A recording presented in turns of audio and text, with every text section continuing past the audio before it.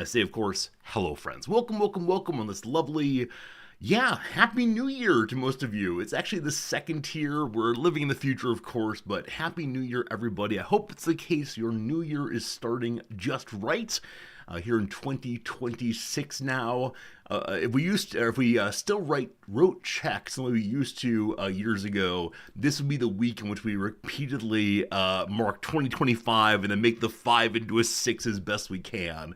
Hopefully, you had a good time staying up to midnight or going to bed at 8 p.m. or whatever it is you do. If today is a family day for you, I hope you enjoyed family and food and all the rest. Klaus's New Year is starting with you deciding to buy a new car. Klaus, have you decided to do so, or are you deciding between what cars, or will you, won't you? But congratulations, that's awesome, my friend. I hope the car is exactly what you want it to be. I know you put a lot of miles on it out in the Midwest. But very good seeing you as always. Unnamed comment, welcome in. Hello, Steve. It's good seeing you. Putsaru, welcome to you. Hello, Jim. Hello, Slivers. Have a good time with the family, of course. Drek, it's good to see you. Hello, Solar Sigil. Contraption. Good to see you in here, Contraption. Thank you for the Prime sub. I do appreciate it. Welcome in today, Strawberry Chemist. I'm sorry that Noms never ever opens Discord, but I've told her that you're putting nice things in her channel. All very good, all very good. Mike, hello! What's good today? Pepper, Jack, welcome back as always. Hello, Dark Crystal. Hello, Zier. Hello, Tiger Burning. Hello, Reflex. Hello, everybody. If I missed you, I apologize. Jim, today you went to the comic book store and the bookshop with your son. Number one, thank you for patronizing local bookstores. Now, if it was some giant, like, Amazon instantiated, fine. But if it's a local bookshop, thank you especially for supporting going to bookstores instead of only buying off of the Amazon. Regardless, though, I hope you had a great time. That's a great way to start the new year, with literacy. Make this new year one of being able to read. That's definitely what we want for the Resorty community. Yesterday, there was no stream. Yesterday, Noms and I had our Happy New Year traditions, partially because I didn't have to get up early yesterday morning for stream. Noms and I ended up staying up till after midnight. Somehow to watch the Kohaku, I believe it's called, the lovely year-end celebration in Japan, in which two things. Number one, man, Japan does it big every year. What is that game called? The game in which you have, like, it's like Cup and Balls in the West, or Cup and Ball, where you have an item that you have a ball attached to by a string, and you toss it up, and it's caught on the thing. You toss it up and catch it on the thing.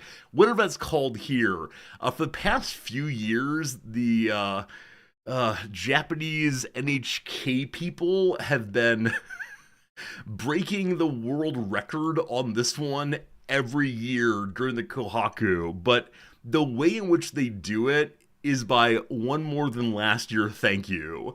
And they do it while there's a song going on. And someone is singing, and in the background is a row of people, each doing one over and over and over again. And I think last year they got to 127, and this year 128. Thank you. Because we don't need to do too much. We don't need to be showy here, just one more. Likewise, there's absolutely gigantic dominoes event in which they've set up some really beautiful dominoes movements that as they fall make beautiful artwork on the stage. And there's a singer singing in the middle of the dominoes, and as the dominoes go round and round her, she gets more and more excited in her singing until the final moment. She's standing on this dais in the middle. In this final moment, the dominoes fall around her, and her black dress is ripped off. Underneath it, a bright white dress, and you realize the entire time she has been Mount Fuji, now covered as a snow cap. And Fuji-san at the middle of all things, Amazing. Hello, Moon Girl. Welcome to the channel. Am I a philosophy teacher? Why, yes, I am. That's in fact my day job, so called. So this, of course, is amazing. These are the things that the Japanese New Year's show shows. It also shows another part of Japanese culture that I find so difficult, and that is this. As the night goes on, there's a very slight divergence between the stated timeline rather, and what's actually happening on stage.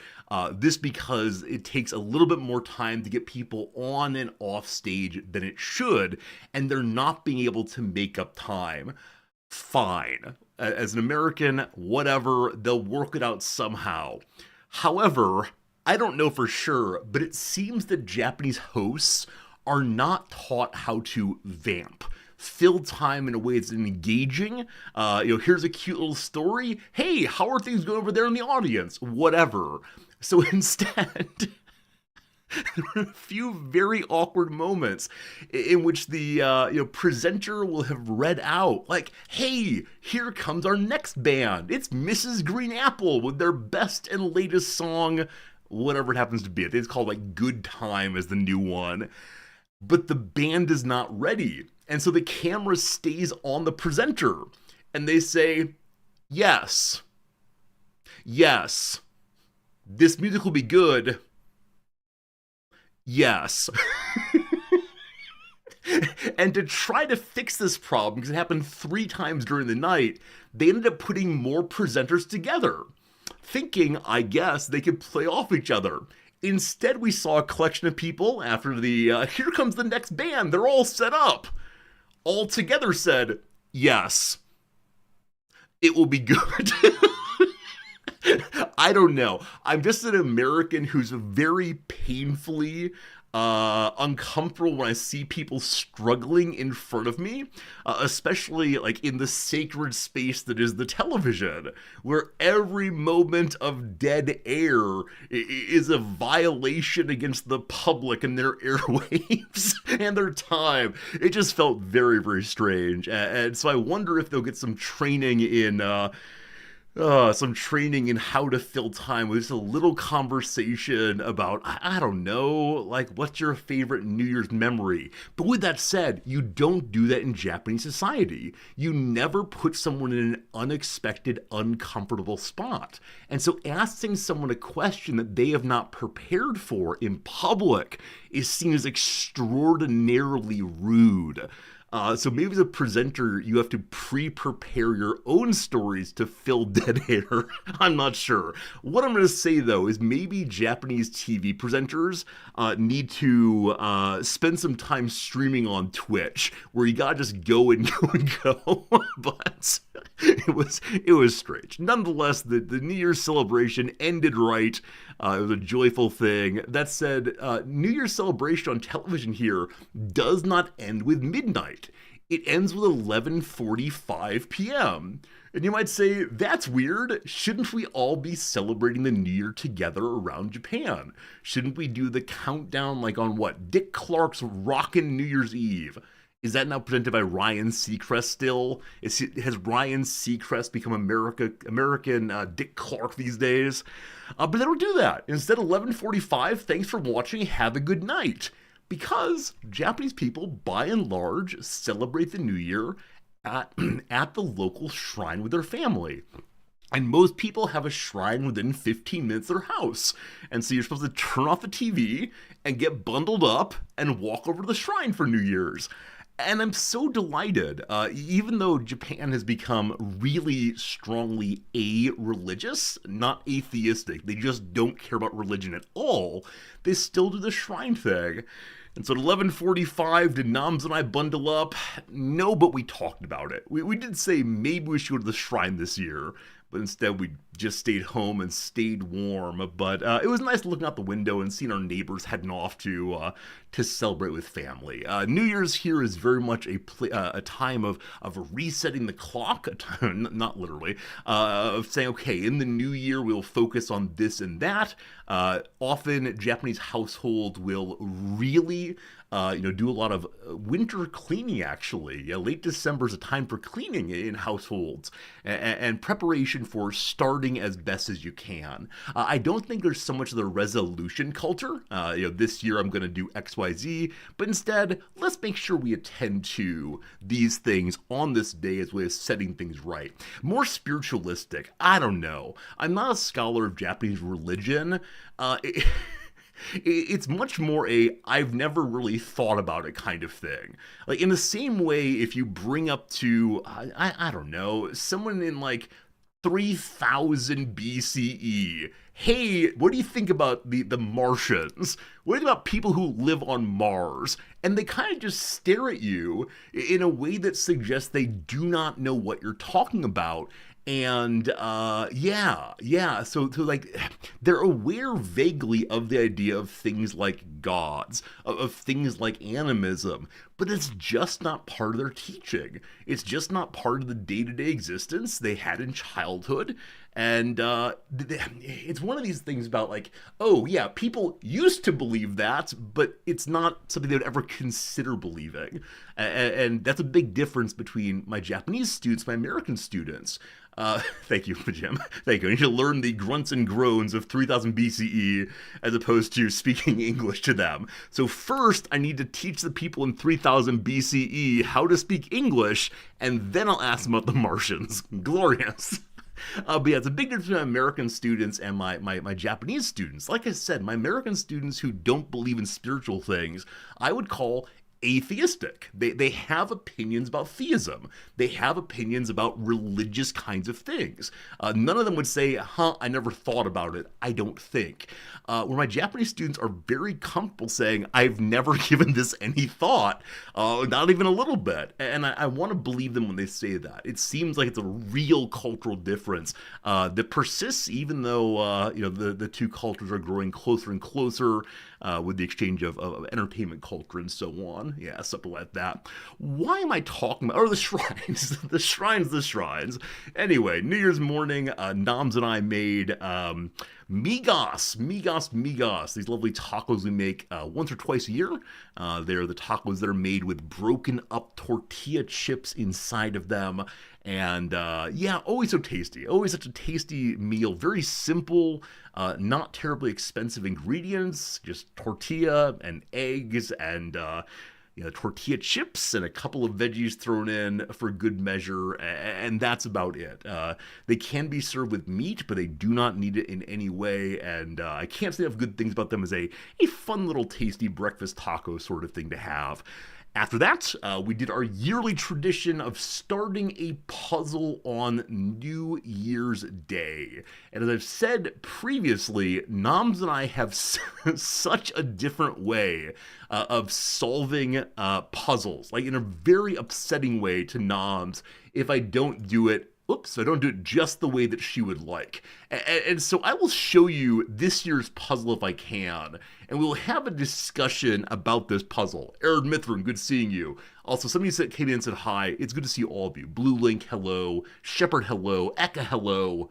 HPG, hello. If I missed you, I apologize, but hello, everyone. Okay, so every year for her birthday, I buy Noms a puzzle, and most years she likes them, and we always start on New Year's Day. So this year is the Mofu-san, puzzle. We'll give me what it wants. Aha, it's this one right here. Endless Samagnon. Shark cat in various forms there. And they're adorable. They're big cuties. Find your favorite cat and let me know which one it is. I am partial to Spaghetti Cat, who has gotten spaghetti all over his little kitty face. Noms is partial to Upside Down Cat. And we both dislike Butt Shaking Cat here. We very much dislike it that this artist often chooses to highlight cat butts shaking while, you know. And also occasionally has cat pictures in little underwear. These are very upsetting to me. Anyway, a variety of cats are all good. How many pieces? So only 1,000 pieces this year. Yeah, only about 1,000 pieces or so. But let me tell you, we are doing this puzzle in reverse order of how all right and sensible and good people do puzzles. You will know the way in which all right and sensible and good people do puzzles is the outer edge first, right? The outer edge first gets done. The outer edge on this thing is basically all just various colors of blue. So we identified the four corners. We identified which corners which kind of. Except, after establishing those corners, we couldn't figure out where to even start. Because the tiny little bits of blue you see on each of these don't actually go out far enough to the edge that they really help at all with connecting any of the outer pieces. So we spent a while trying to get any real purchase on the outer edge without just like lamely trying to put each piece together and hoping it would go, before we finally said, oh, we're actually not having fun with this. And so the first time in our relationship ever, Noms and I have begun starting by putting the adorable kitties together, because at least they are distinguishable, and there's some big parts that obviously stand out. Things like the prawn, things like the inner tube or donuts, etc. So we're working on those, and Noms usually is getting her puzzle done in just one day. She has a very hard time stepping away. I am not being insincere when I say that yesterday she probably spent like 6.5 hours working on the puzzle. Now, for part of this, she was watching other shows. For part of this, she was chit-chatting with me and so on. But yeah, usually by the end of New Year's Day, she is done. Last night, though, we had to go to bed before she finished. And so I can say right now, I guarantee she is upstairs working on the puzzle. She was not when I left her, but I'm almost certain she is right now. So I wouldn't be surprised if by the time I'm done with stream, she will have finished with the puzzle, but who knows. Anyway, that was the big activity all the way. Fritz doesn't disrupt puzzles if left out. So he's unable/unwilling to get onto our one table if all the chairs are pushed in. Definitely if he had a way up there, he probably would go being curious and sniffing about, but no, he is largely just left it alone. I think there was time some years ago where he did get up there, but he didn't make a big mess of it. At this point in his life, though, Fritz is unable to jump from the floor level to the table level, or he just doesn't try. I'm not sure which one it is, but yeah, he that's one thing we were deeply attentive to, because the cats, of course, do have a habit of getting into anything interesting and fun and all the rest. I don't have to go to bed. My parents can't make me anymore. This is not even a case of like, for the sake of good sleep hygiene, I will sleep, or so I don't feel lousy the next day. It is, I'm of the age now where once it hits, we'll say generously 10 p.m., I just want to be done. I'm just interested in falling asleep. So it's not guaranteed. If I'm super engaged in something, of course I will stay up even later. But sometimes I'm halfway into like a puzzle, it'll be it'll be squinting the eyes and trying to hold them open, period. And I feel ridiculous while doing that. And when I hear stories these days about, people staying up for days on end in non-drug assisted ways, I can't imagine it. I know that I used to do it. I used to do sleepovers and LAN parties and like wander outside late at night. And where has that young man gone? Even conceiving of myself doing this makes me tired, frankly. So Yeah, we stayed up till after midnight, and that's good enough for me. Thank you very, very much.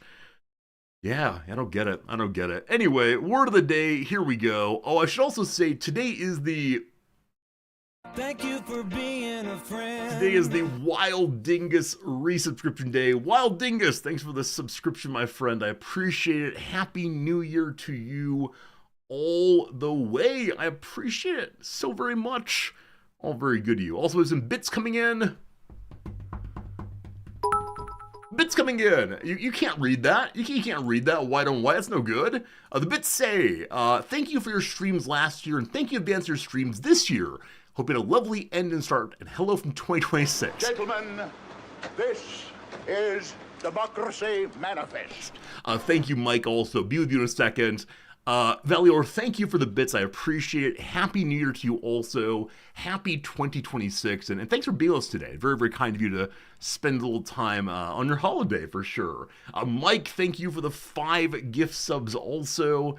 All 5 of you who got the subs, I hope you enjoy them through and through. All very cool to see y'all here. And Mike, thank you for that vote of confidence in enjoyment today. That it'll be a good stream. I hope. We'll see. With that said, today is the State of the Stream. And in prior years, I would have made a nice little PowerPoint showing you all of the things that have happened this year. But frankly, didn't happen this time around. So after a while, we'll talk about the games we played this year. I'd like to hear about your favorite games of the year that you played, your least favorite games you played in the past year. I'll do the same thing. We'll look through the games we played and discuss this and that. But yes, you're right to be disappointed that I did not take time yesterday to make a PowerPoint. It just felt overwhelming. So how it goes, but we'll talk through some things anyway. But that means today probably no real gaming. Baldur's Gate will return tomorrow or maybe next week at the latest. But yeah, today is just talking about stuff and doing a bit of recapping and maybe hearing what games we're looking forward to this year. I have some hopes that games will come out, but you know, one's never sure on these things. All right, word of the day though must be upheld. Here we go. It's a financial word. Amortize rather. I'm sure some of you deal with amortization in your work life. I'm sorry to bring this to mind during your weekend or holidays. To amortize something like a mortgage is to pay for it by making regular payments over a long period of time. The obvious route here is more death, I assume. Death indeed. If you apply extra payments directly to your loan balance as principal reduction, your loan can be amortized sooner. Here's word in soccer player signings. Yeah, absolutely. So, when your favorite team hires someone on from a different side and pays £20 million for them, it doesn't mean there's a single check that goes over necessarily. Instead, it might be, £1 million a year for, you can do math, and something like that instead of just a giant check. Now, that said, some people do just write the giant checks, including, hopefully this year, Wrexham. Wrexham won this weekend, 2-0. They've won 2 matches in a row. Wrexham are solidly mid-table in the championship. The January transfer window's open. What will happen? No one knows. The question is, what do the bosses want to do? Are we pushing for the premiership in our first season of the championship? Are we instead going to hang out here for a while, try to make the playoffs? I don't know, but whichever way, it is really, really quite wonderful to see the team doing so well and playing in a way that's much more offensive than previously. Hey, there's a hype train running. Number 1, hype train. Thanks for all the generosity. Number 2, Conwin. Thank you for the subscription, my friend. I'm glad you're enjoying hanging out here. I think you subscribed for the word of the day. Surely the greatest segment on Twitch. Thank you, Conwin, indeed, for that very much indeed.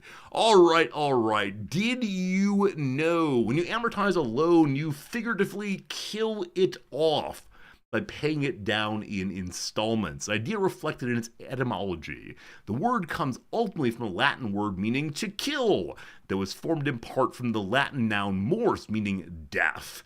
It's related both to murder and a word naming a kind of loan that is usually amortized. Mortgage. The original use of amortization dates to the 14th century, when amortizing was about transferring ownership of property to a corporation, and especially to an ecclesiastical corporation, that is, a corporation consisting wholly of the clergy. Such land was said to be in mortmain, I assume it's French, I don't know for sure, which under the feudal system meant the property was permanently exempt from the lord's usual payment collections.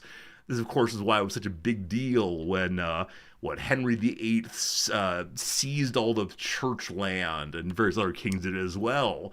Seizing the church land is one way of ensuring it pays taxes by, owning it. Mortmain is, of course, another Moor's word. Its second syllable comes from Latin manus, hand of fate, the implication being the property was held in the dead hand of a corporation, a hand incapable of paying out. Huh.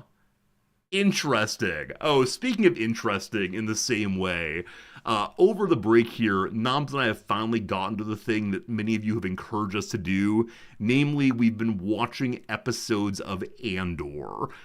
We are enjoying them, both as standalone episodes, the broader story, and also the way in which it ties into various concerns of the Star Wars universe, so-called. We're enjoying it. More on that in the future, but for right now, the economic references in the season 1 of Andor, at least, are possibly a little bit on the nose. Now, these days, maybe everything seems a little on the nose to me. I'm not sure, but yeah, it's definitely a show with an interesting political consciousness, or maybe I'm reading into it, I'm not sure. Many of you enjoyed it also, fantastic. Thank you for the recommendations. Anytime I say we'll watch something, I will get to it eventually, rather. It's just a matter of when we'll get to it. I'm not reading into it at all. Klaus, thank you.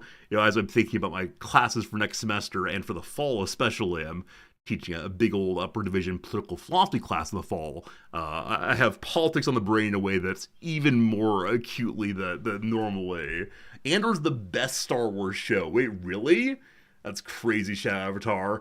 There have been so many of them, haven't there been, over the past few years. Once Disney got their hooks into Star Wars, boy howdy, are there a lot of those now.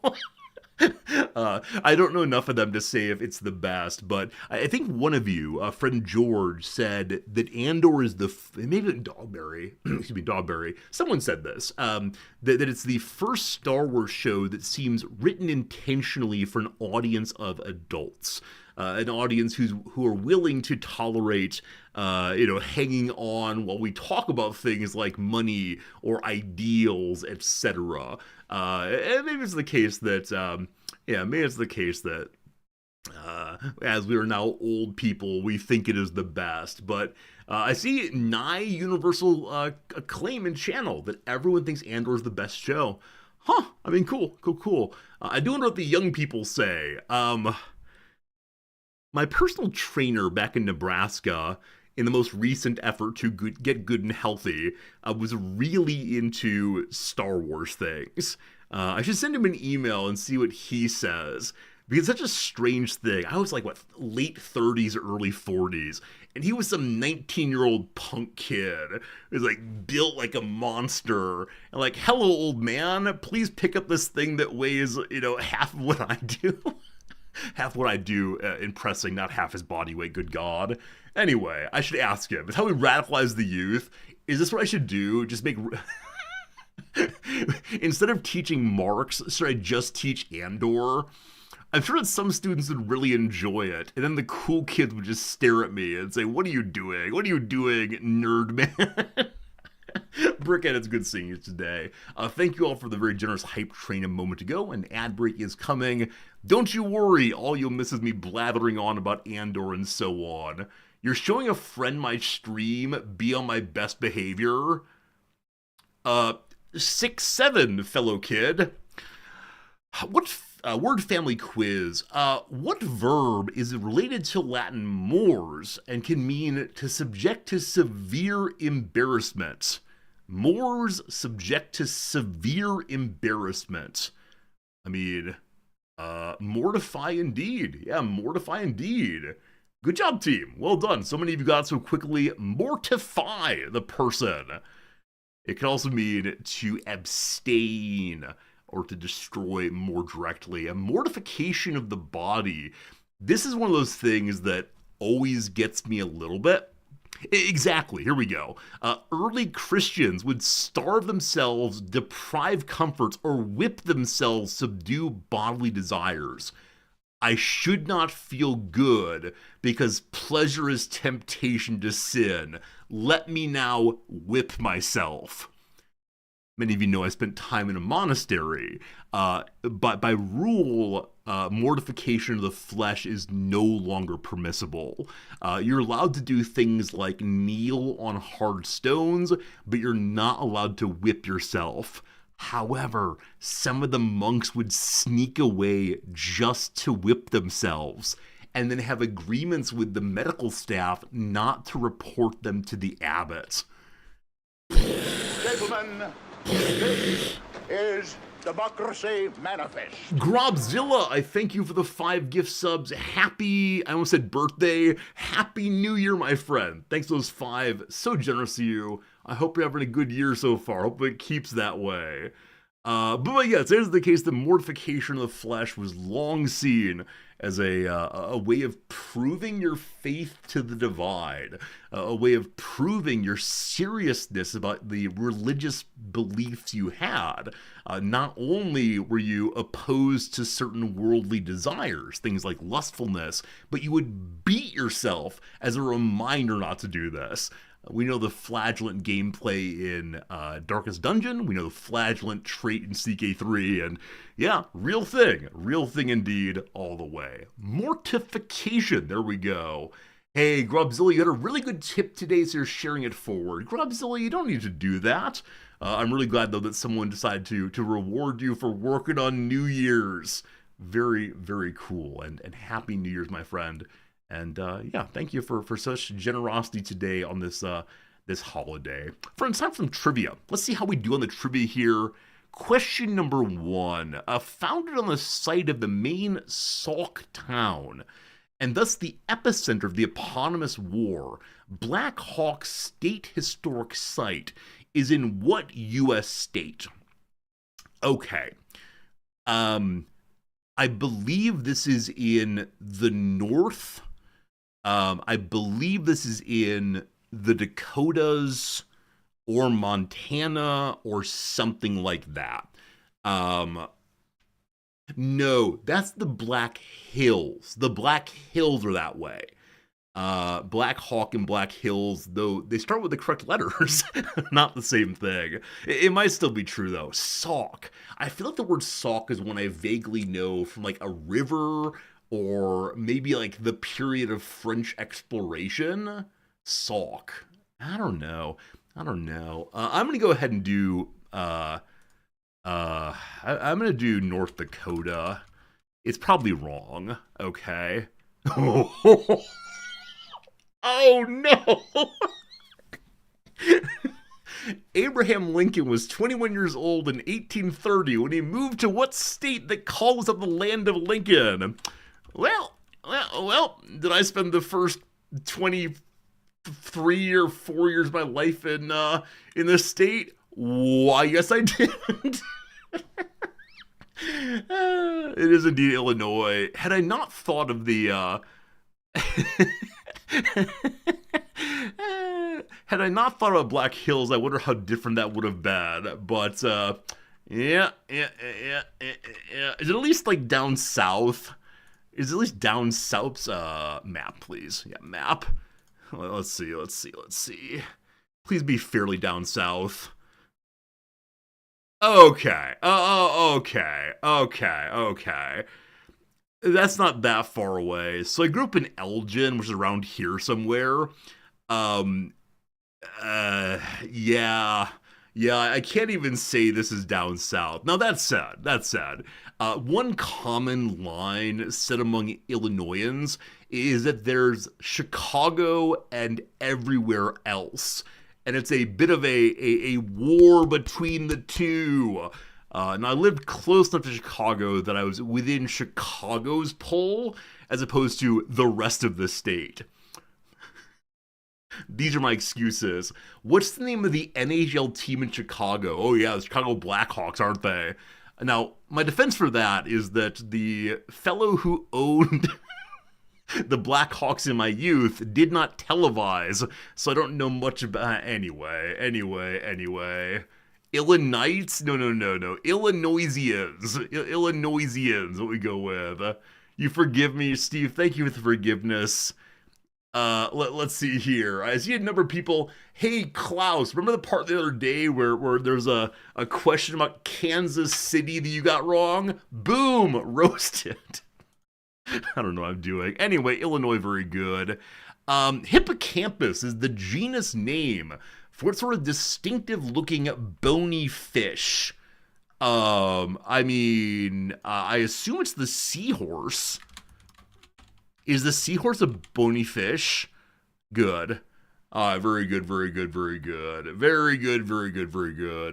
Everything is good and right in the world once more. Question 3, here we go.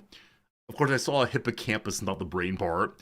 According to a very important article on consequence.net, Chicken is the worst of the original 62 books in what series? So, when I was a youngster, at bedtime, my father would read me an essay or story each night from a book called Chicken Soup for the Soul, which I believe were explicitly Christian, like devotions and uplifting stories about things that had happened or thoughts about this and that. And that was very important to us. I don't think it's that, because I believe that every one of those books began with like chicken soup for dads, chicken soup for coaches, chicken soup, whatever. So what else begins with chicken? I mean, there's like probably cookbooks. Oh, what about Chicken Little? I know the children's story Chicken Little. Were there actually 62 books written about Chicken Little's adventures before, after, and during The Skies Falling? There's no way. We're going with Chicken Little, let's see. No. According to the same ranking, The Ghost Next Door is the very poignant, very best entry in what kid lit franchise. Oh, is this Goosebumps? There's a fascinating article about, or maybe an interview with, R.L. Stine in the New York Times, I think, maybe a year and a half ago. And I believe he was one of the least reflective authors of all time, if I remember the article correctly, where he didn't seem to particularly care that people liked his books. I think it was probably Goosebumps. Is that right? All right, there we go. Yeah. I was absolutely avoiding as a youngster. My horror at horror became at a very young age indeed. There you go. Hey, Oryx, good job getting your Goosebumps very early there. Well done indeed. All right, number 4, here we go. Made from melted crayons, you'll never guess when, Christmas 1969 was the first scent developed by the founder of what company? Scent. I mean, like, Yankee Candle Company is a candle company I know of. I don't go into their store because it smells so strongly when I walk past it. Now, other scents could be, like, perfumes. I can't imagine smelling a perfume that smelled like crayons. Oh, sorry, crayons? That's what we prefer, right? Crayons? Ugh. I'm gonna say it's Yankee Candle Company. Is that right? Hey! They smell so strongly at the mall. Yeah, exactly, Erd Mithrin. Anyone who's able to spend time in that store who doesn't have a strong case of nose blindness, I do not understand. Because it's not just there's one strong smell, It's that every candle is so overwhelmingly strong. And there's this, like, I don't know, potpourri of the damned that it comes together. And it's just too much. Just too much. Thank you very much. Oh, goodness. Question number 5. Patrick Stewart's 2013 wedding was officiated by what fellow thespian? There's been a bit of a bromance going on with Ian McKellen. So I assume it's Ian McKellen. I think that's about when they did Waiting for Godot, however you want to say it together. So probably Ian McKellen. Oh boy, how do we spell his name? McKellen? I think I might be right. Now, it'd be very funny if it were, I don't know, Brent Spiner or William Riker guy. I think this is right, though. We good? We good. We good. Wait, dogs, you actually saw McKellen and Stewart in Waiting for Godot? That's amazing. Yeah, when I was a youngster, I memorized Lucky's speech from midway through that thing.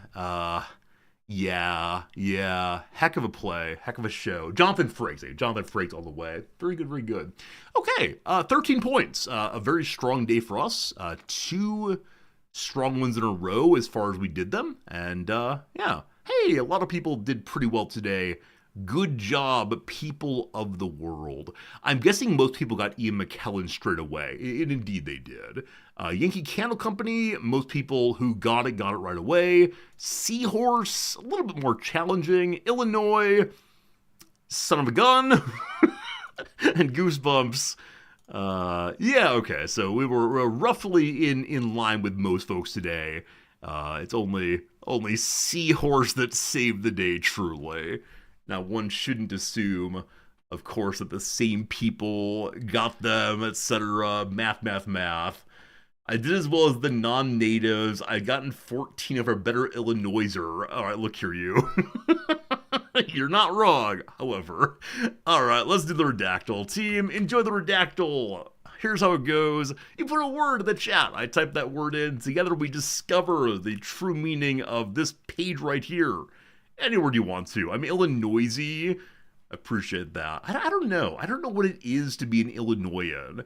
Do we have a distinctive personality? Like, those of you who are from places that know about Illinois, like, is there anything that stands out that makes Illinoisans Illinoisan? I don't know. I think we're kind of boring and plain, but I assume that everyone thinks that of their own home state or home people. We're the normal ones. The rest of you crazies. Modern, there are none. Modern, there are 9. City, 134. He, there are 11. Is it a capital city today? Well, there you go. Another capital city. Good luck. Chicago, 2 of those. How about bassoon? Maybe real soon, but not today. East, there are 4. Country, there are 13. Island, we have 7.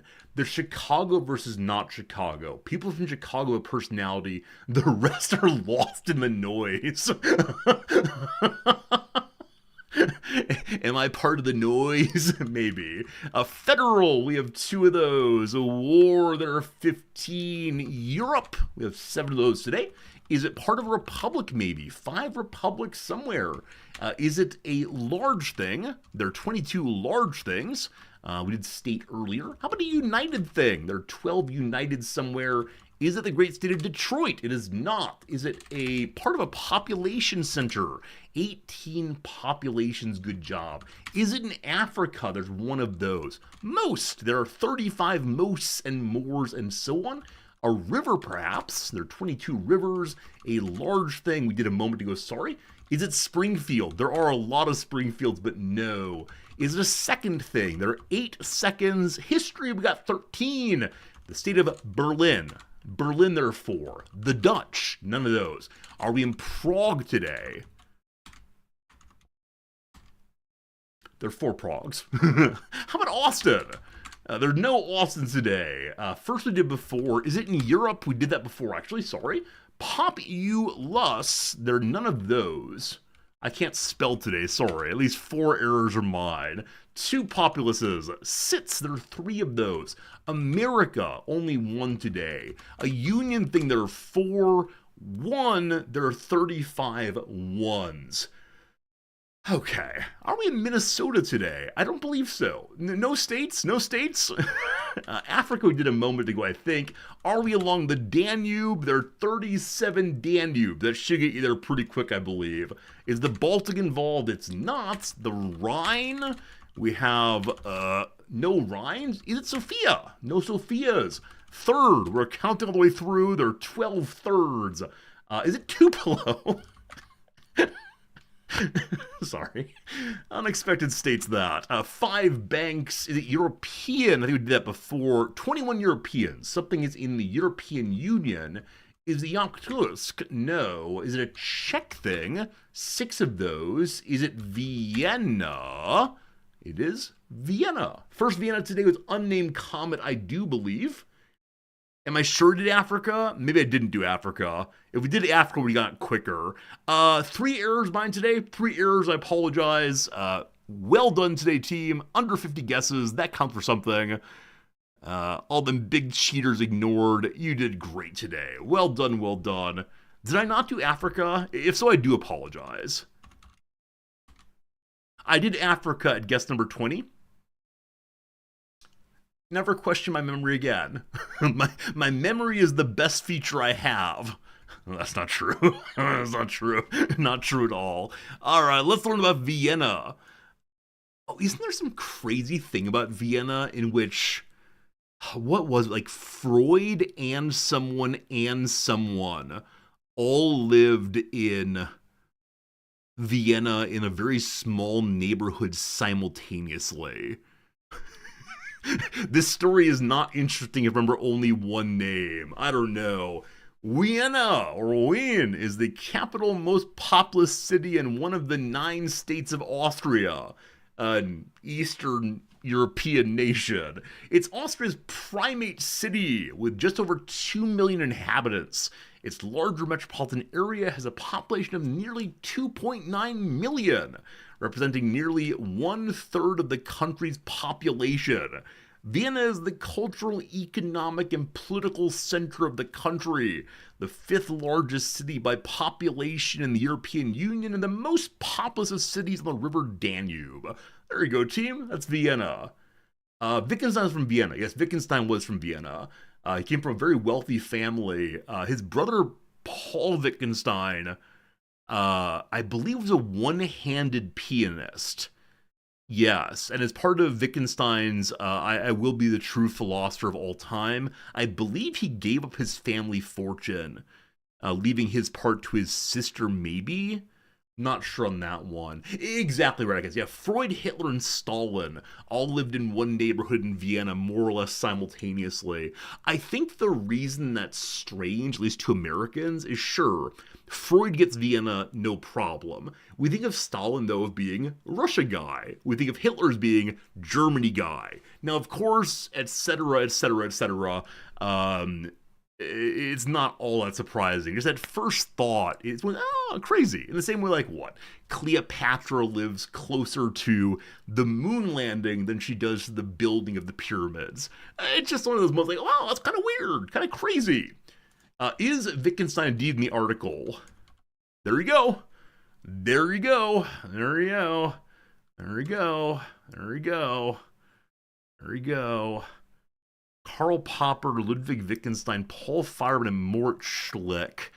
I believe Mort Schlick was the fellow killed by his graduate student for teaching, I apologize, the Jewish philosophy, though he himself was not Jewish, and what he taught was formal logic. I'm nearly certain this is true. Is this true? If not, it's someone similar to Schlick. Yep, murdered by a former student, Johann Nerbach, in 1936. I believe he was coming down the stairs from his office or something. I remember in graduate school, in the class that included this material, the professor looked around the room and said, "Please, no matter what you think of me, just don't." Delightful, delightful. Good old Mort Schlick. All right.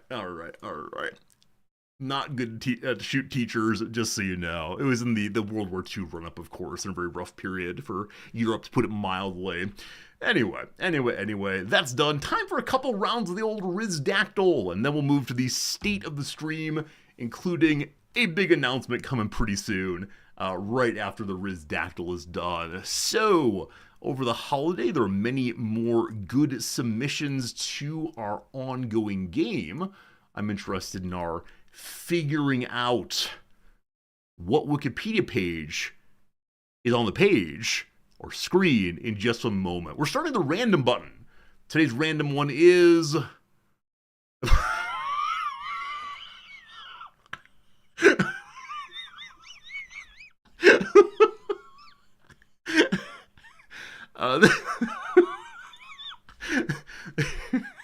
I'm sorry. This one is from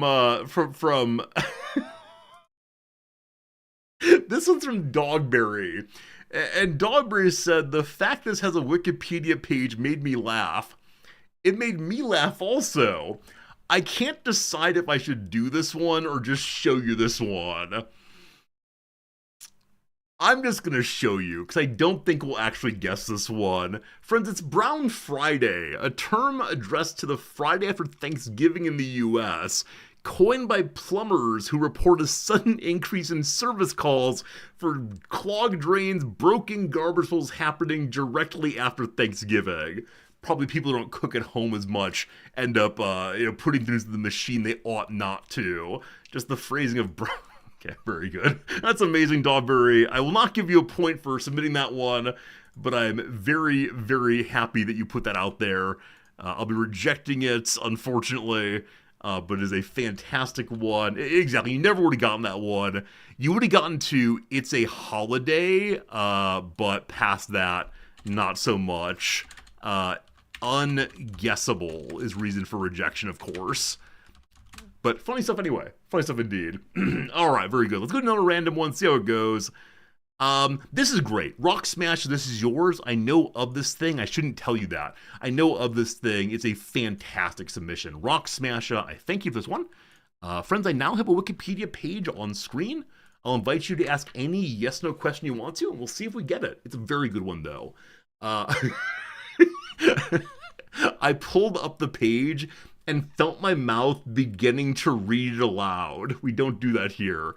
Is it a person? No. Is it man-made? Yes. Is it a place? No. Do I know of this thing? Yes. Do I teach this? It comes up occasionally, but I do not have this as a formal part of any lecture ever. I think I may have used it in a lecture once about 10 years ago, but it's not part of any formal lectures I give. Is it a device that smashes rocks? No. Is it taught at university? Again, it can be used in classes. I can't imagine it stating a full lecture, though. Is it a song? No. Is it related to plumbing? No. Is it unique? It is unique, yes. Is it generally considered a bad idea? No. Is it related to philosophy? Yes, but not directly. Yeah, it is something that will be interesting to discuss philosophically. Don't want to say more than that, but no, it's not prime philosophy.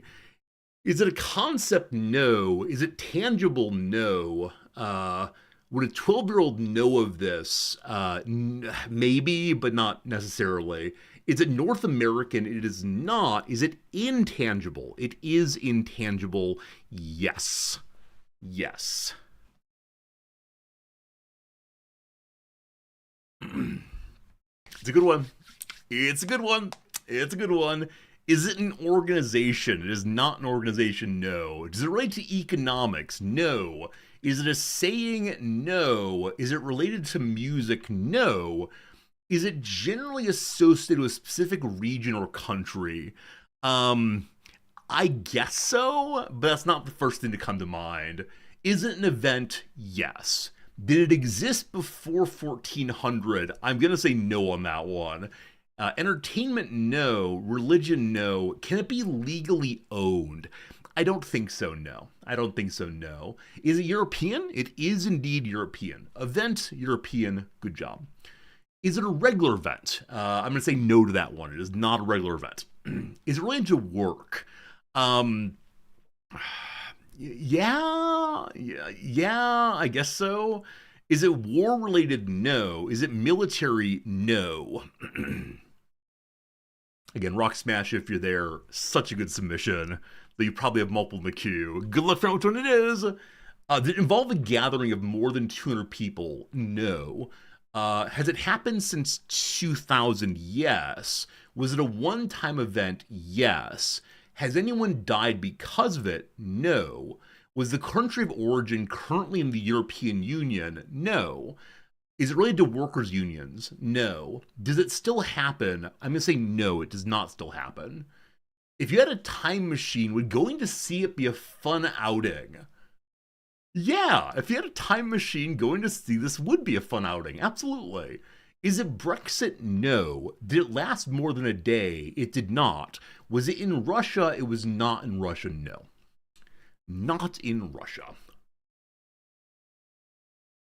These are good questions. This is a fun one.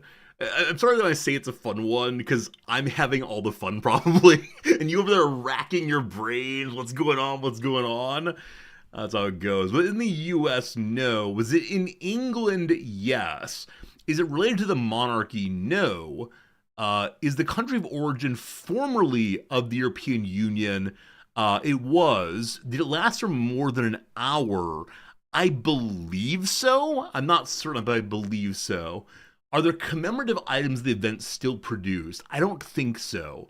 Was it in Germany? No. Did most of the people involved speak French? I'm going to say no on that one, but I'm not certain. Is it a parade? No. Was it the fall of the Berlin Wall? No. Was it a ceremony? No. I'm going to say no, it was not a ceremony. Does it involve a cabbage? I don't believe so. Is it commemorated on its anniversary? I don't believe so. A sporting event? No. A speech? No. A coronation? No. Was it seen as a positive? To some people.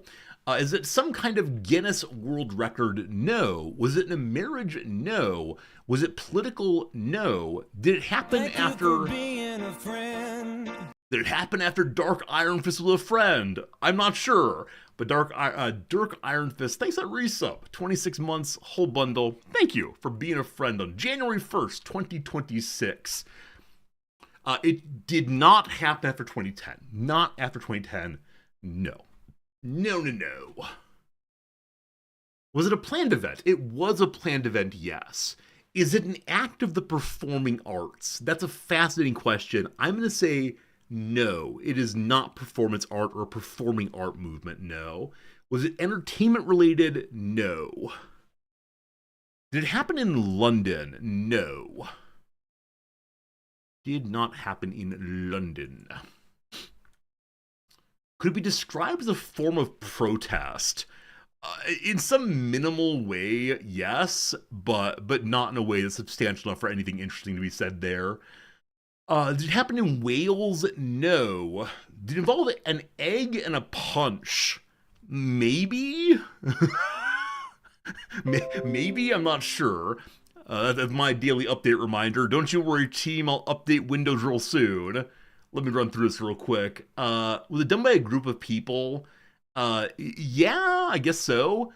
Was it engineering related? No. Did it involve a large body of water? No. Did it happen in multiple locations? No. Did it take place in Scotland? No. Did it happen in North England? No. Did it involve sports? No. Did it involve politics? No. Could it happen again? No. Was the Magna Carta? Hey, good seeing you. It was not the Magna Carta. Monotsuki. Welcome in, though, but not the Magna Carta, no. Did it occur in the ocean? It did not occur in or on the ocean. Was the opening or closing of something? I'm going to say no on that one. Did it happen in either of the Irelands? No. Did it involve drinking alcohol? Yes. Did it happen in South England? No. Was something destroyed? No. Pardon me briefly. I need to make sure I understand the geography of England correctly. Did it involve Brexit? It did not involve Brexit, no. Yeah, I'm right. Good.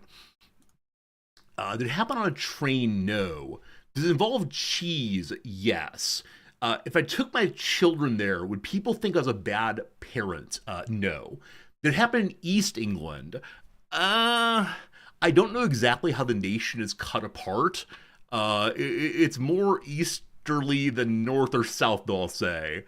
Was it an alcohol flood? No. Is it a feast? No. Is the Cheese Hill race? It is not that, but good guesses. Did it happen in the East Midlands? I believe the answer is yes. Let me absolutely sure on that one, though. Need a map.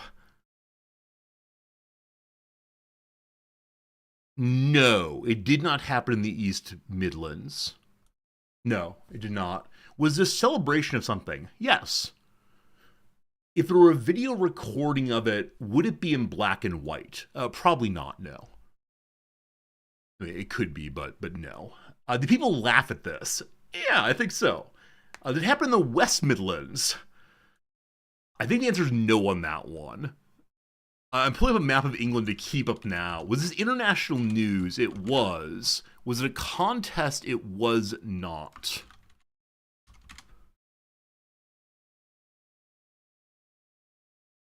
All right, so I don't have to guess through all of them. It is definitively in the area called East of England. East of England for you English people. International news, yes. Was it someone's birth or death? No. Did it happen in East Anglia? I don't know what these words mean. Or is East Anglia just east of England? East Anglia is part of East England. Yes, it happened in East Anglia. There you go. A festival, no. Livestock, no. Did a lot of people think it was silly? Yes. Was the sea uncovering the henge in the sand? No. Was it televised? No. Is it crop circles? No. Did it happen in the year 2009? Whitebrow, it did happen in 2009. Open sea gate through to sea, East Anglia. I know it's roughly in that area, but sure. Yeah, it happened in 2009, absolutely. Absolutely. I think you'll be able to get this. This is one where I'm guessing 90% of you know of this thing. It's going to be one of those, oh yeah. Cheese space launch, no. If you're here, fair submitter, do you have a hint for us? Any hints today, Rock Smasher? If not, I will give a hint here. Is it fictional? No. It is a non-fictional thing. Was it related to a scientific experiment? Yes, that's actually a hint I was going to give. It is related to a scientific experiment. Absolutely. Absolutely. Does it involve webbed hands and toes? No. You're getting there. You're getting there. Related to cheddar cheese? No. Cheese returning from space? No. It's cheese and drinking and a celebration, international news, science. Perpetual motion hoax? No. Higgs boson particle thing? No. All right. What else you got? Was it astronomical? No. Wallace and Gromit? No. Extremely long-running science demonstrations? Oh, you mean like the what's called pitch drop? No. That's great though. Anniversary of Darwin? No. It involved Stilton? No. Did it involve toasting of the celebration of the thing? I don't believe so. Is it a hacked climate email? No.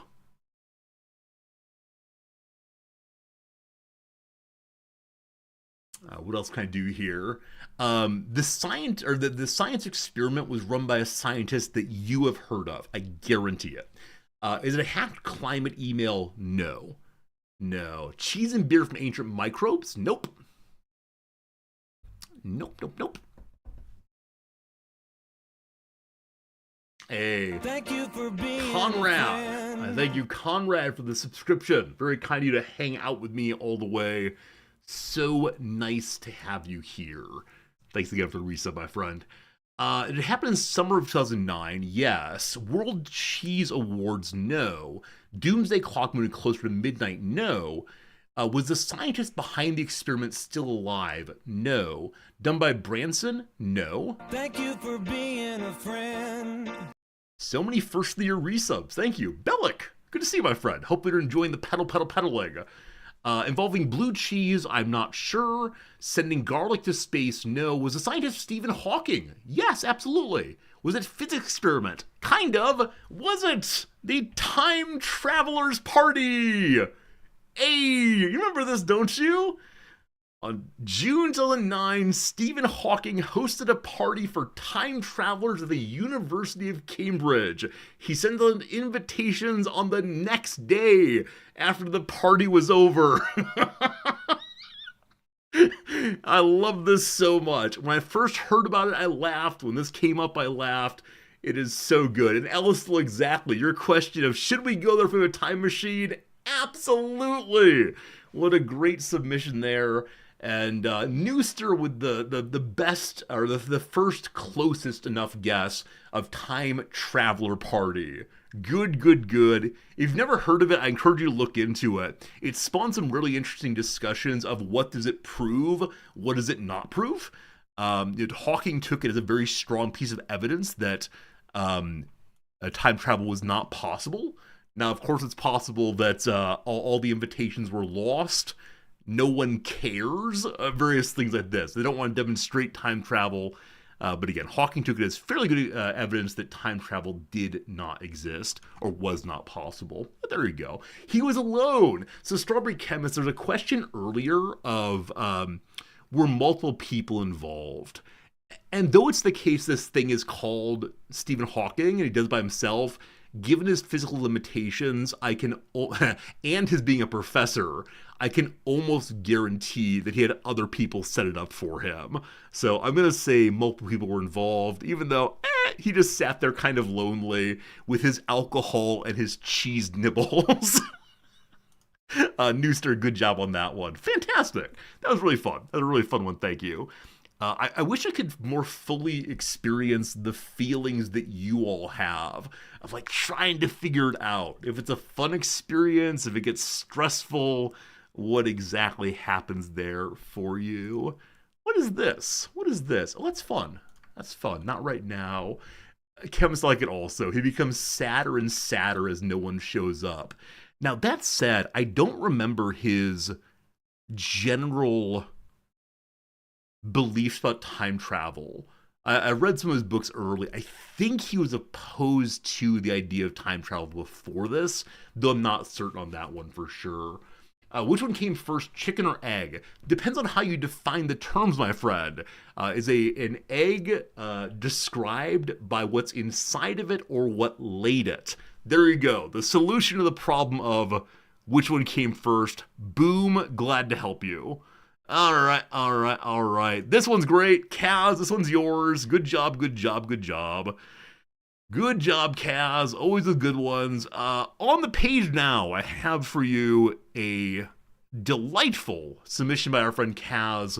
Please do guess any yes/no question you want to, and I'll see what I can do to help out. Fuzzy, I think that's a fine answer. Is it a fine answer? Absolutely. You can imagine the number of times I get asked that question at parties. People think it's a good philosophical question. Also about like trees falling over. And you know what? Having a little drink, hanging out, talk about the weather, and then boom, what's the meaning of life? Can you imagine? Is this thing man-made? It is. Is it a person? It is not a person, no. Is it unique? No. It's not unique. Is it an item? No, it's not an item. Is it tangible? Yes.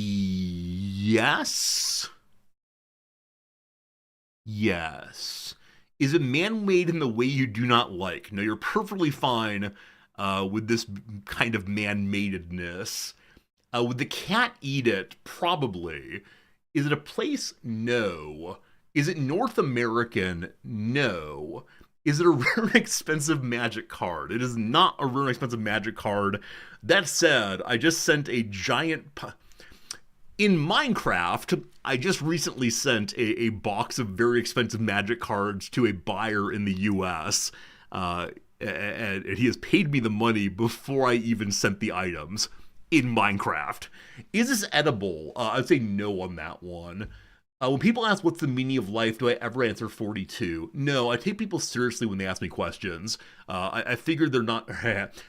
I figured they're not trying to troll me, and if they are trying to troll me, I want to embarrass them for wasting my time when I'm at a formal gathering. So if you ask about the meaning of life, I will begin talking very seriously about Daniel Dennett for a while. Would my wife like to get this for a Christmas present? No. Could this be scuttled? It could. Is it mass-produced? No. Would I consider it to be a reasonable thing to collect? I would not say you should collect this, no. Director, absolutely right. I don't...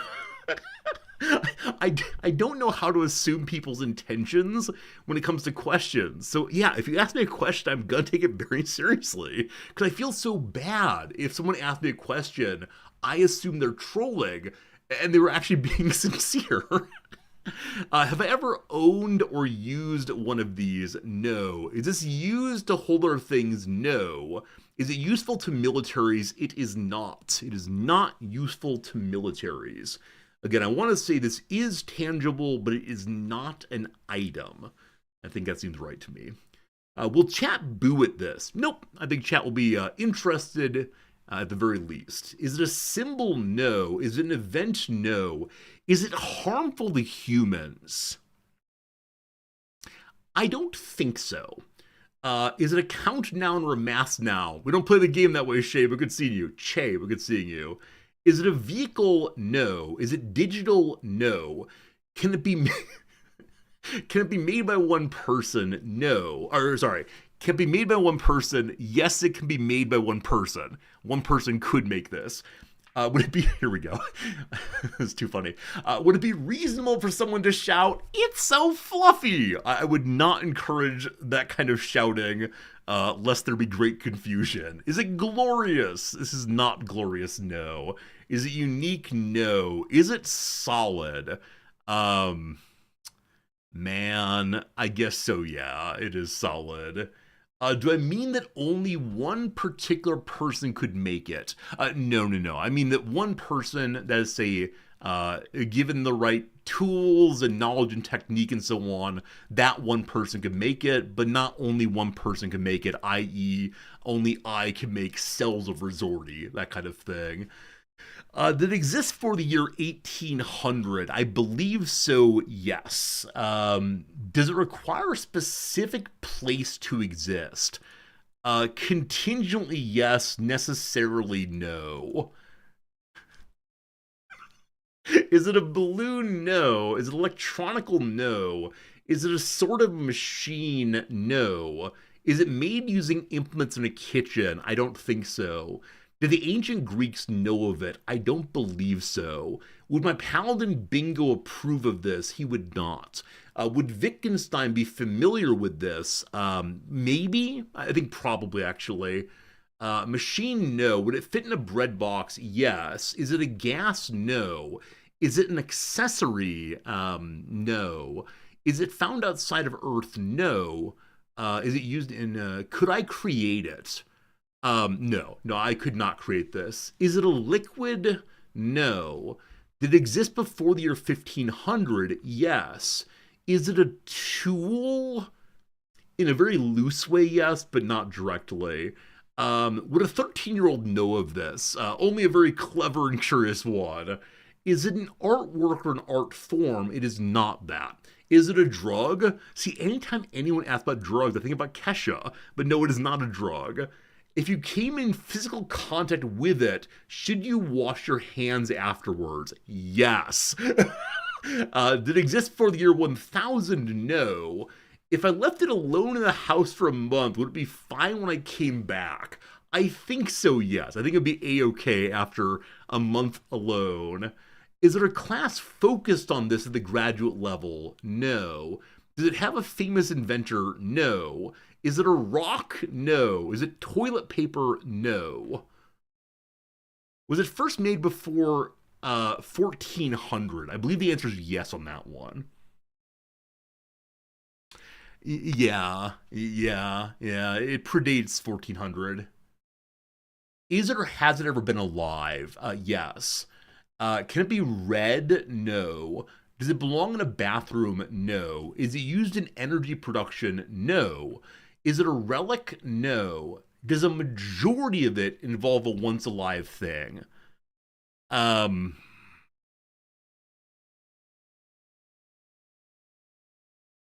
don't know.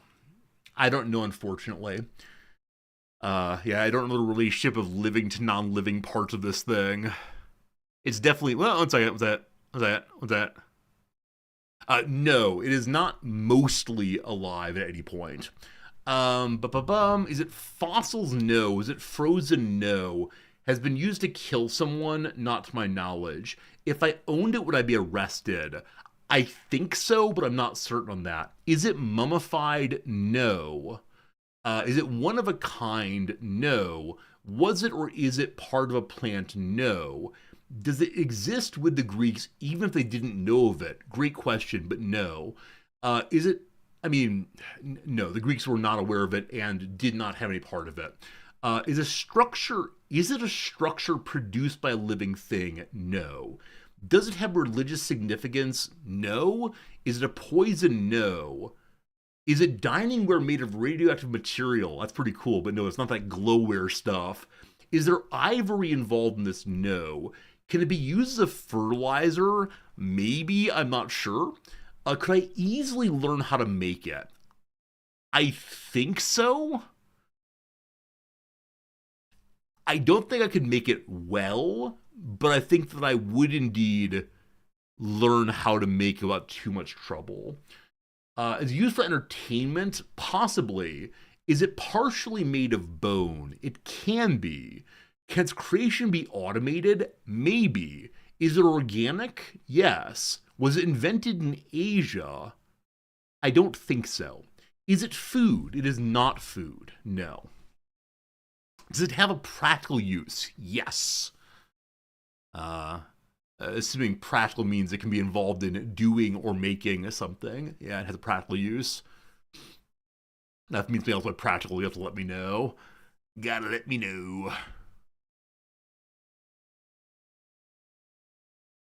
Is it made of leather? No. Does it involve ritual? No. Was it invented in Europe? No. Is it related to fireworks? No. Is it mostly in use in a hospital? No. Have we understood more uses for it since the 20th century? I don't believe so, no. I think it was fairly well figured out well before that. Is it related to pharmacy? No.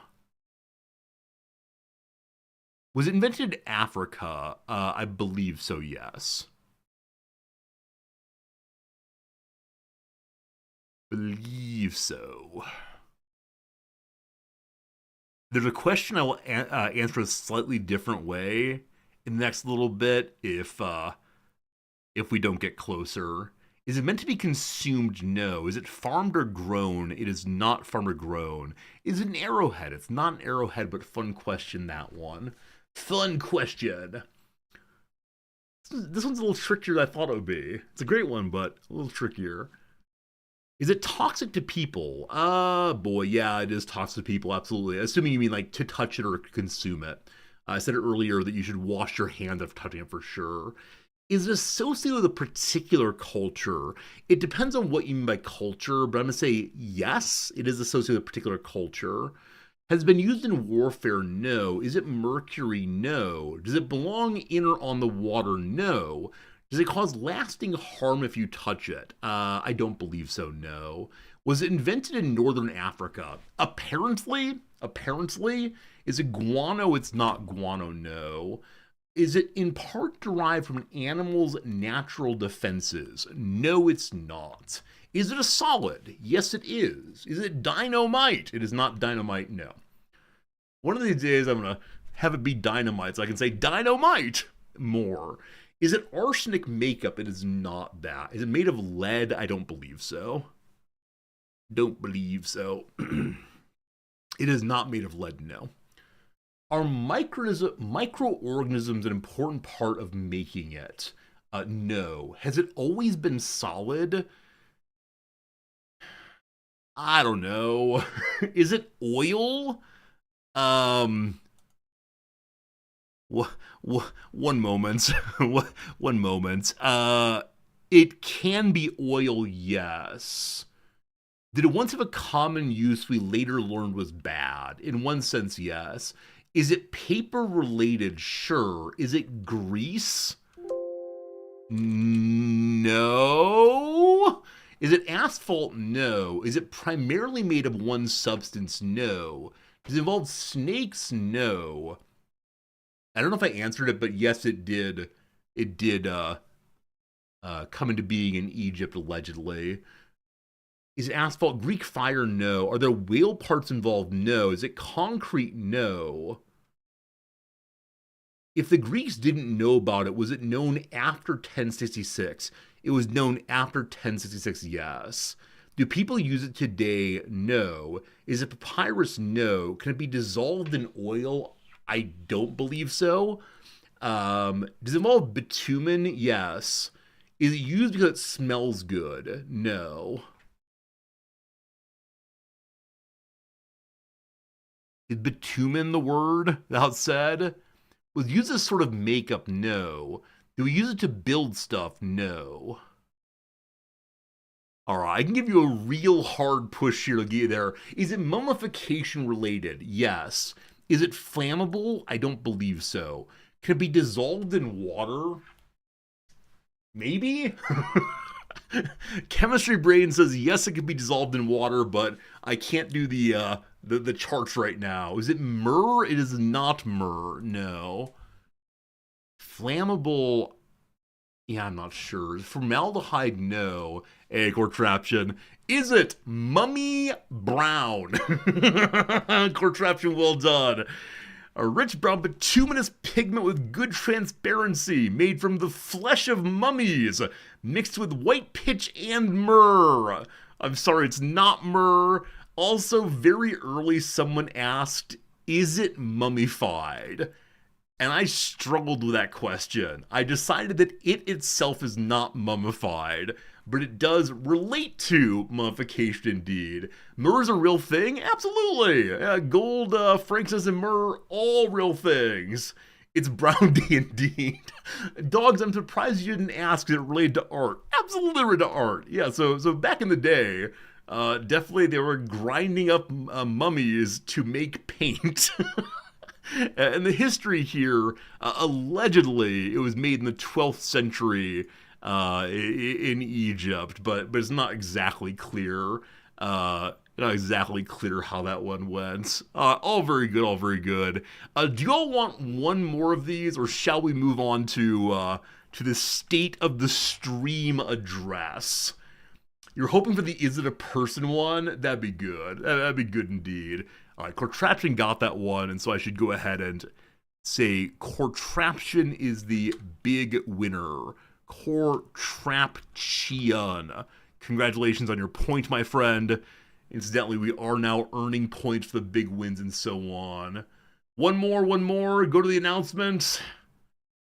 Let's do one more. We have an ad break coming in 5 minutes. I'm going to do one that I think is a quick one, and then we will do our announcements and end of this, or not end of the stream, sorry, the end of the opening into the state of the stream address and the games we've played and so on.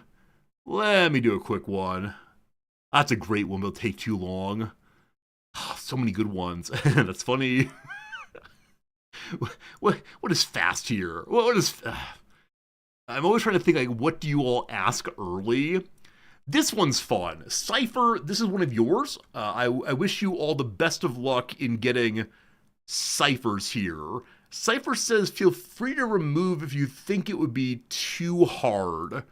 Surely this is not too hard for our clever folks. Friends, I have one on screen now. Yes, no questions. Here we go. Is it a person? It is not. Is it located on Earth? No. Is it a person? No. Is it a human? No. Is it naturally occurring? No. Is it man-made? Yes. Is it related to encryption? Yes. Oh, Cypher, submitting things about encryption. Would it scratch talc? No. Can you lick it? No. Is it solid? No. Is it a satellite? No. Is it the Enigma machine? It is not. It is not. Is it a tool? It is not a tool. Is it a solved type of encryption? Yes. Is it a cipher? I don't know what that word means. Is it a concept? Yes. Is it Morse code? Good job.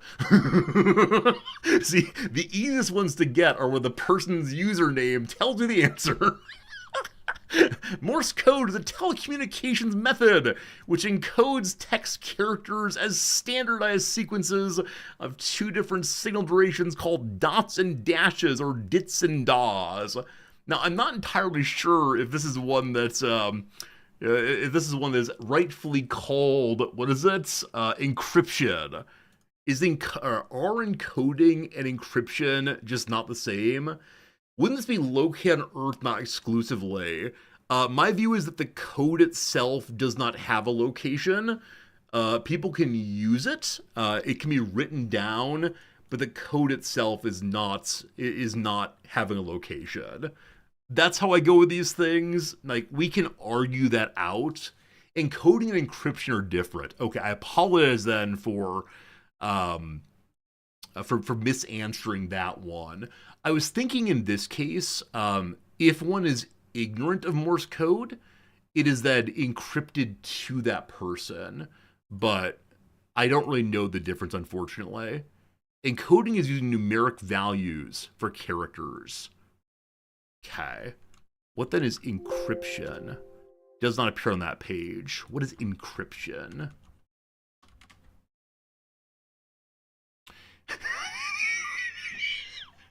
Chat, I love you so much. Zoni, you're getting a VIP for that one, my friend. Zoni, you're an important part of the community who most certainly does not say false things with such strong beliefs like encoding and encryption are different.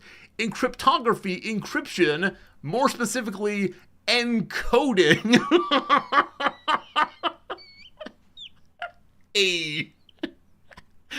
I'm sure they're importantly different, but when the opening sentence disagrees with your strong claim, that's the end of that one, my friend. The ad break didn't come yet, so let's go ahead and find one more quick one to do. Dogs, you got that one, correct? Yeah, Dogs got that one. Good job, good job. Fun. Fun. All right. There's a difference in usage. Don't make me ban all of you. I'm sure you're correct. It's an important distinction, but it's one that old Resorty over here does not know and probably should know. Okay. This is from George. This will be the last one for today. I promise. Encoding can be reversed with ease. Encryption's hard to reverse. Things like the Caesar cipher, as it's called, like it's what the off by one letter thing, is a Caesar cipher encoding or encryption. I don't know. Is this a person? It is not a person, no. Tisn't a person, no. Thank you, Pharaoh. The problem's in this game, I need to give definitive answers. Like, if someone asks, is it in encryption? And I say no. And then half an hour later, someone says, is it encoding? I say, yes. There'll be great dismay among the masses.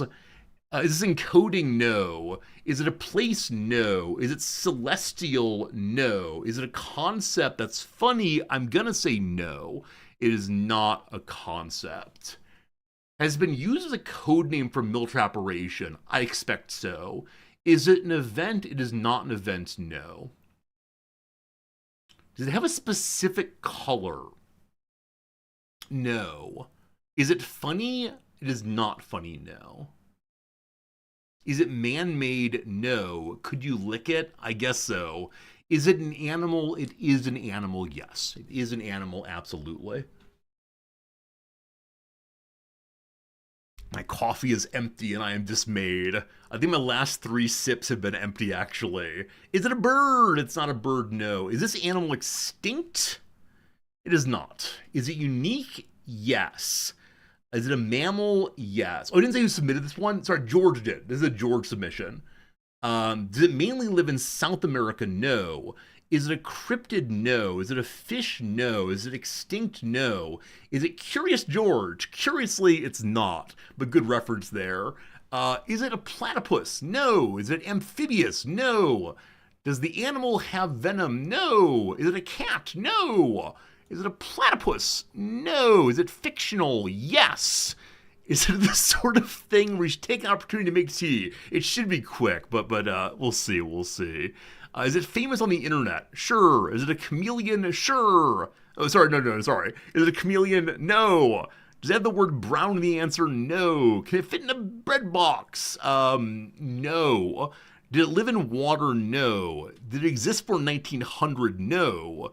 Is it a monkey or a character monkey? No. Is it a griffin? No. Is it a bunny? No. Is it a mascot? No.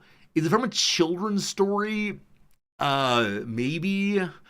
Is it a rodent of unusual size? No. Is it Curious George? It's not. Is it mythical? No. Does it prefer colder weather? I don't believe so. Did it originate in a book? No. Is it a Yeti? No. Is it a dog? Yes. Does it talk? No. Is it big and red? It is not Clifford the Big Red Dog, nor is it Red Rover, let Resorty come over. Is it Lassie? It is indeed Lassie. Good job, Infinite Drek. It's Lassie. Is Lassie in the fictional version? Many of us know there's more than one Lassie dog acting as such. Also, George really hoped if someone would ask if it was an American male, because yes, Lassie was always played, or at least in some cases was played by an American male dog. Also, it started in a short story, not a book, but short story into book, into eventually TV show. There you go, Lassie. Good job on Lassie there. That one goes to Infinite Drek, who will continue being known as the Internationale for all of time. One person has decided to give all of their points to international solidarity, brotherhood, sisterhood, etc. Good job, Drek, on that one. All right, team.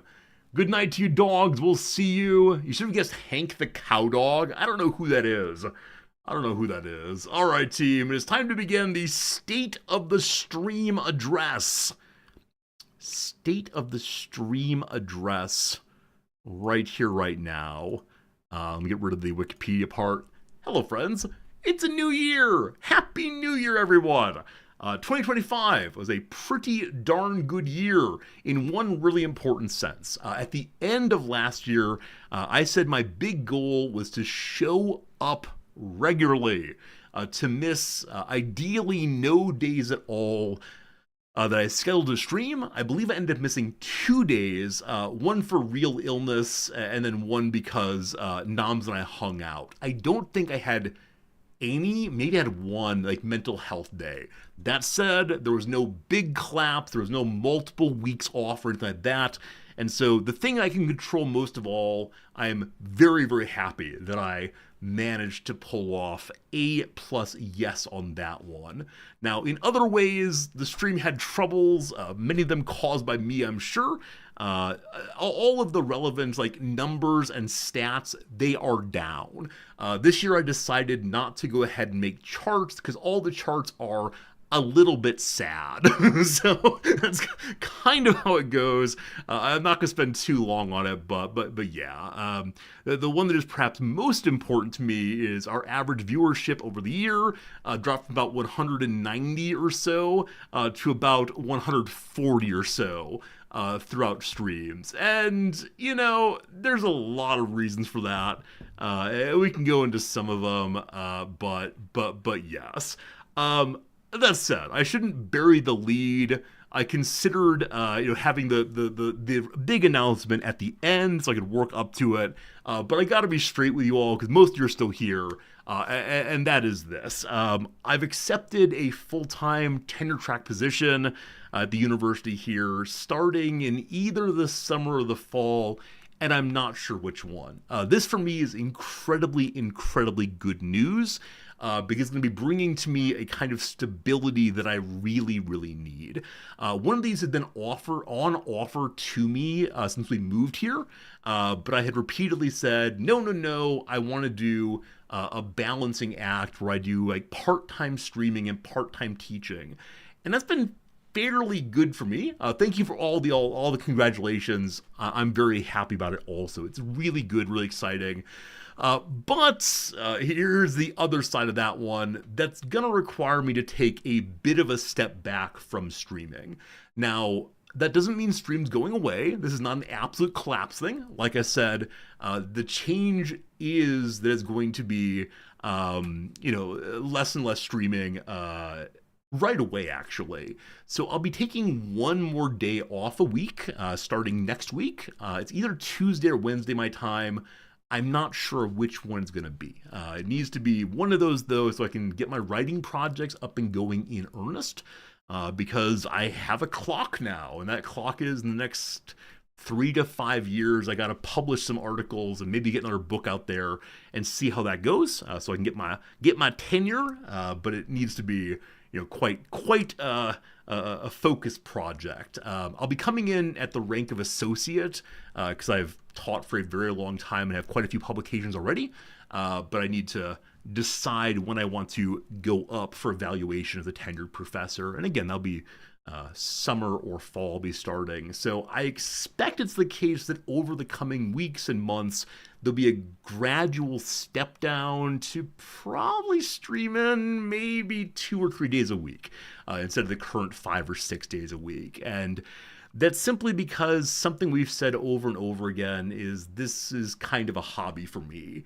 And though I love my hobby, I love hanging out with you so very often, it isn't sustainable as a show up every day for 5 or so hours hobby anymore. But it's been awesome. This has been 10 years on and off of hanging out pretty much every single day. And this time I'm taking a step back, not because I'm falling apart mentally, not because, oh gosh, I'm scared to leave bed, but instead for a really good thing. Am I ditching you for more money to buy more Magic cards? I mean, I'm not gonna be deceptive. It is the case that actually spending money as opposed to just hoarding it has made me think about money a little bit more than previously. And like I said, all of the numbers are down in a big way. And again, I don't want to go through all of it, but yeah, part of it is the income level on streaming is back closer to minimum wage than it was, and that's kind of how it goes. And I know there are much bigger issues than just me. I know the American economy has had a hard time recently, and this is fundamentally luxury spending, right? Luxury spending all the way through, and I appreciate those of you who can do it and have done it, but yeah, I know that life is complicated. Riz money emote when? Probably never. I mean, I don't want to call this the big sellout. That would not be a good framing. But yeah, this really is a good news, bad news, or bad news, good news, in the same way that, it's like mom and dad are getting a divorce. Thank you for being a friend. Chip Larone, thank you so much for the generous resubscription all the way. I appreciate it so much.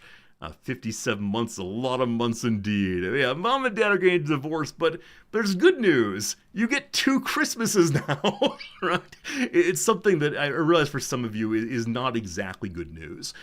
This year, writing the New Year's cards was really, really challenging because so many of you wrote such nice things to me about like spending time with you every day is the one consistent source of joy in my life. You're the only thing that makes me smile in the past year. I'm so sorry. For those of you who have like made this the centerpiece of your life and have like gotten a lot of meaning out of this, I'm really sorry I can't keep this thing going. And to those of you, this has been such a hard decision because this means a lot to me, but I also know it means a lot to you. And so I'm sorry I couldn't keep up my end of the deal. Now, again, in the immediate next few months, very little will change. Just one more day I won't be here, but yeah, coming into the future, we will need to be having less time together. And yeah, it's hard. It's hard for me too, and I want to be good to you. I want to be good to you. With that said, now that I'm going to be less of your life, if you need or want to cancel your subscription, I get it. 100%. But again, I will be here very regularly, so please don't rush to doing that because, yeah, the other job doesn't start until later in the year. So, are there any questions? Or are there any things you'd like me to talk about at this point? Or should we just say that's on the table now and we'll talk about it and think about it in the coming weeks and months before then? People guilt tripping me into staying away from academia forever? No. That said, Eka, about 2 weeks ago, you made a comment about, oh, that was back when you still tried. And that has stuck with me because it's true. In the past year, some of you have probably noticed that I've stopped trying quite as fully to make the stream like big and exciting. And oh, you comment, sorry, someone said that phrase that stuck with me. But yeah, back in the day, I tried really, really hard to get more viewers, to I don't know, advertise on Reddit, to make this thing more sustainably, financially especially, and it just hasn't exactly worked out. And at various points I made decisions about what games to play, about how to brand the stream, about how to do things that I thought would work, and they just kind of didn't. Now, part of that is the stream is super niche-y. A lot of people, niche, however you pronounce this one. Yeah, and you're not going to make a big money playing strategy games, but yeah, a lot of my efforts didn't work out. So I've stopped wearing the suit and tie. I've stopped a few other things also. I've kind of just played wherever I wanted recently, and that's the Baldur's Gate arc, but that's how it goes.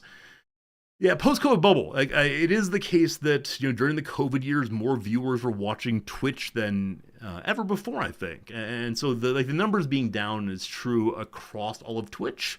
It is the fact of streaming being this thing that's really valuable and interesting for a lot of people, but other folks prefer more polished, pre-constructed media, and I get that, right? If you want to watch your YouTube videos that have careful cuts and great narration, it's a very different thing than the live produced blah blah blah. So kind of how it's going, and yeah, as Dogberry is saying, a lot of streamers are taking a step back right now. There has been explosive growth on Twitch among the biggest streamers. There are more people watching certain live streamers or streamers that have celebrities on than ever before. I don't know what that means for the platform, if there'll be further and further consolidation. I know some of you will say that you will never watch the big celebrity streamers. I don't think I want to either, but it is the case that a lot of people, man, they do. That's where they get their meaning of being part of this group that gets to cheer on Kevin Hart making jokes. And what do you say about it? That's happening across culture, of course. Even though we have these beautiful places where we can connect more one-on-one, I think we are dragged into certain funnels that make us just think about the same things and care about the same things. It's very sad. I'm a big celebrity streamer, right? I do need to say that. I have been successful as a Twitch streamer, right? I've mentioned before that I'm in the top .some% of all streamers, right? It is the case that as far as what it is to be good at the streaming thing and to have a big community, etc., we've done it. Hooray! But it's sort of a sign of what it means to succeed on Twitch. And I think there are millions of people who stream every year, and the majority of them never have a chatter, or the only people who come into chat are people who offer to sell them things. whether viewers or artists or otherwise. For 10 years, I've had folks like you coming by and chatting with me about philosophy and movies and, I don't know, words, whatever else. And, yeah, that's been awesome. Really, really awesome. And the memories are real, etc. But, yeah, Elstill, I agree. Tenor track position's huge. It's a shift in life, though. It's a shift in life indeed. So, yeah, Jack, you're right. There are a few of you who have been around for a full 10 years. A few of you have been here as long as I've been streaming. And that is a little insane to me. And to those of you who have stuck around through all of it, I can't say enough good words. It's been a real pleasure, truthfully. But like I said, we're definitely not going away entirely. It's just a different configuration of life, where this is more sincerely a hobby. Will you finally get a World of Warcraft stream? No, I do not stream World of Warcraft on this channel. It's uninstalled right now. It should probably stay that way. We'll see. Get tenure, then have my graduate students stream for me? Yeah, there are grad students here. I don't think any of them want to take philosophy. I could do things like international ethics and things like that if I want to, or business ethics, I suppose. We have a limited number of grad programs here, and they aren't so much in my field right now, but we'll see how it goes. We'll see how it goes. Put the U-Boat DLC? Yeah, we'll see. There are a lot of games I want to play, but yeah, I can't point to a direct moment where the games became less interesting. I looked back to the numbers yesterday. I thought initially that chess had killed the stream. And while chess is very unpopular, I think more it's that I've started mixing in games that aren't explicitly Paradox games, or like direct building strategy games. I think that's where I fit in on Twitch.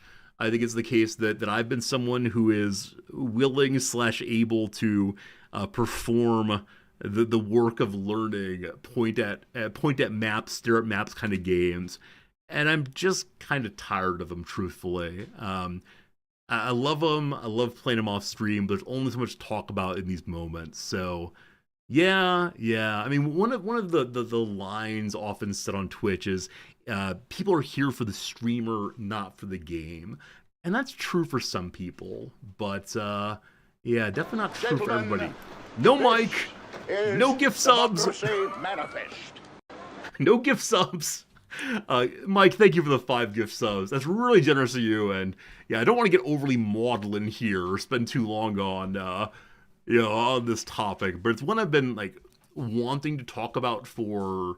I mean, I made the decision probably a month and a half ago, 2 months ago, and yeah, it's been sort of in the back of my mind as something to discuss at some point, and I want it today. What does this mean for? Thank you for being a friend.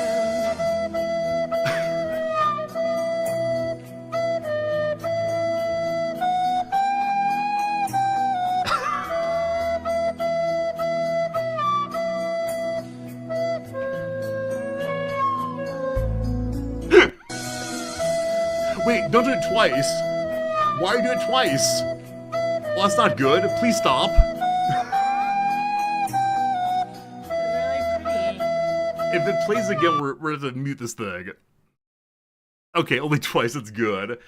Infinite Drek, thank you for the 10 gift subs indeed. That's super kind to you. Mike, thanks for the 5. Drek, thanks for the 10. Drek, I saw you say that this will give me more time to organize the faculty. Thank you for being a friend. 20 gift subs. Does this mean we listen to this 4 times? It should. Oh gosh. Oh, it's gotten real silly. Where's the Jurassic Park song, incidentally? I know, that's what I was wondering. I was like, this is not the Jurassic Park song. It's gonna play 4 times. Wait, why? George, thank you for the 20 gift subs. Zelion, 20 gift subs also. Then it has to be like the near far part. Thank you for being a friend. Otherwise, we just have the verse over and over again. The whole thing does exist, but Someone clip the next part. Please. no, just this part. All you need, thank you. This is beautiful and good. George, don't worry. I will get you your Jurassic Park. It should be here, though. I like Jurassic Park on 10. I'm sorry. Zelion, thank you for 20 gift subs. So generous indeed. I must find Jurassic Park, though. I feel like I've cheated George for no Jurassic Park. Give me 1 second. Yeah, where's the Jurassic? Noms, how's it going, sweetie? Hello. Hello. I was talking to Stream about my big decision to go and teach full time. There was some suggestion that I only got this position because you exist. Fetafist!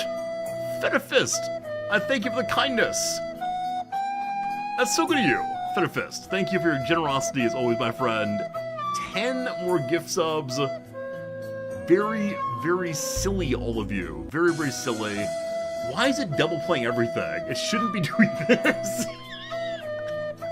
But it made it just sound like the song. It does indeed. But where's the song? It's a good one. Is it a good one? I don't think it's a good one. It's a bad one, actually. Alright, that's Democracy Manifest, good. This should be Jurassic Park. Oh no. Oh! It's randomly set up to produce either Jurassic Park or My Heart Will Go On. Oh. And it's just doing the same one over and over again. Oh. Allegedly. Let's see if this works. Let's see if this thing works. One moment. How do I test this? Let's do it. There's bottom right corner. Says Oh, there's test.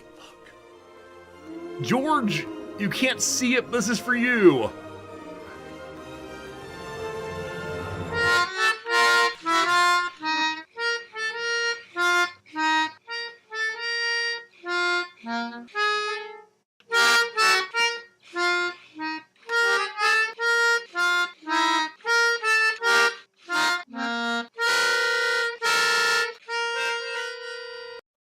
I'm going to bed. How do you go to bed with that in your mind and your heart and all the rest? I thank you. I appreciate it.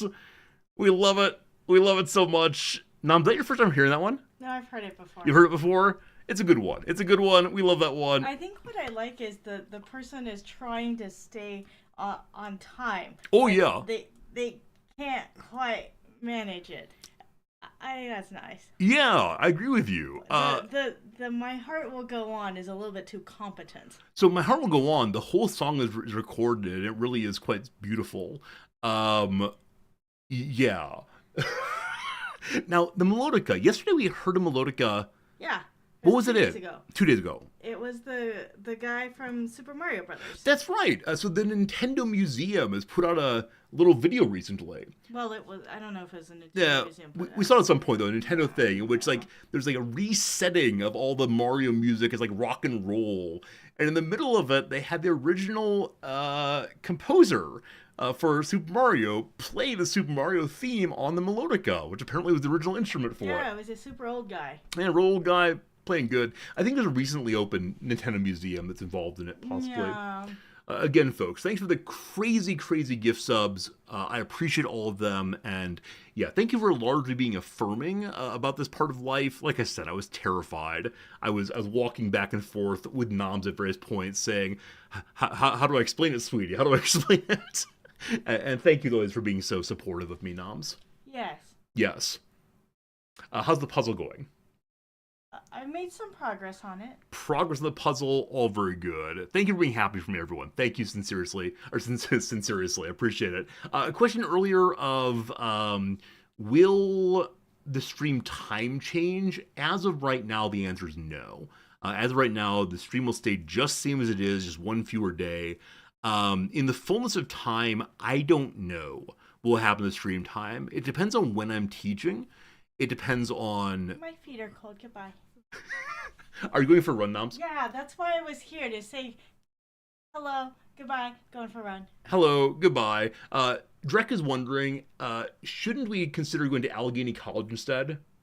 Okay. Okay, we're considering apparently. We're not considering it. That's how it goes. Have you ever done co-working streams? Comment, I haven't. Isn't like... never mind. Yeah. Allegheny College was looking for provost, yes. But I also thought maybe how are you all doing, like, financially, enrollmently? Oh, the university. Yeah. I thought, Yeah. I thought you wanted No. viewers like, please upload your No. tax. No. So Allegheny College is one of those liberal arts schools that is struggling a little bit.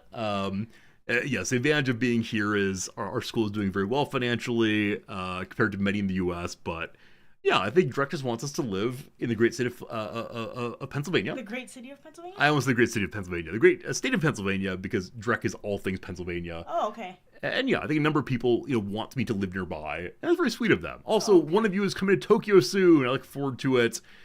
Allegheny College set a record-breaking fundraising year in 2025. Why is that funny? It's funny because what that means, of course, is they are so desperate for money. They sent out an email to all of their alums saying the school will shut down if not. Did they really? That's what I guess it is. I think a number of schools have in the past 10 years had like top fundraising ever because they've been more open than before about the challenges they're facing right now. Oh. Yeah, that's my sense at least. That's my sense though. Oh. But having an enrollment issue, exactly. So a lot of private schools which do not receive funding from either the state or from like religious foundations are really struggling with enrollment right now, and they are tuition dependent schools. Where a majority of their budget comes from direct tuition, which say student loans, which say young people's futures. That's how it goes. Noms, have a nice run. Yeah. Goodbye, also, sweetie. Everybody wants to maintain federal financial aid. Yeah, there's a complicated story there. That's enough. Anyway, Bye. no U.S. trust these days. I came here to say hi bye instead. Oh. I hope you enjoyed the hi-bye, Noms. Oh. Noms is feeling bad about education now. That's how it goes. All right, I think that's all on that topic. Like I said, if you have any questions or things you want to talk about, any hate mail to send me, I'm ready for it. But thank you again for being so affirming of the decisions I made. That said earlier, Drek mentioned I tried to organize the faculty. Because of my relationship with Noms, I will not be doing that. However, one of our colleagues said recently, one of my colleagues, one of my coworkers, was really unhappy about something that happened, and said we should probably start thinking about unionizing. And I told her to go talk to Resorti. So I do suspect that behind the scenes I will be offering advice on the process of unionizing the faculty, even though if I take a direct role in it, I mean, so NOMS is pro-union. NOMS prefers working in a union environment for all the standard reasons. However, the president of the school is strongly anti-union, not just for reasons of convenience of the university, but also for reasons of he's a man who has taken the personal responsibility story as strongly as one possibly can, and really believes the narrative of fair negotiation between the individual and the corporation is not only possible, but is also fully desirable in all cases. So, yeah, this is a place where Noms and her boss have some tension. And so if I were working explicitly, it would lead to huge problems at home. So that's how it goes. Speedrunning lose my visa. A workplace organization is not considered political here, so I would not lose my visa. I love it though. Is usually the faculty political enough? Oh, I appreciate that. Yeah, I appreciate the question about visa status. But no, as I understand, I'm allowed to go ahead and engage in organizing the faculty because it's seen as being just part of your work life, not as part of affecting elections in the outer world. But there you go. All right, team. I think that's all of that. I'd like to talk about what games we played this year. That is my desire for the next part of the stream. I'm interested in knowing what are the games that you have most enjoyed this year. What are the games that you have not enjoyed this year? Do you have a number one game? These are the things I'd like to discuss in the next little bit. And to put up the state of the stream thing so that people who are coming in late get their update. So I want to use, is it Sully Gnome?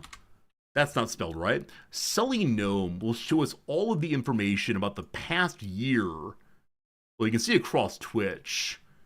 Like, yeah. 9% fewer hours.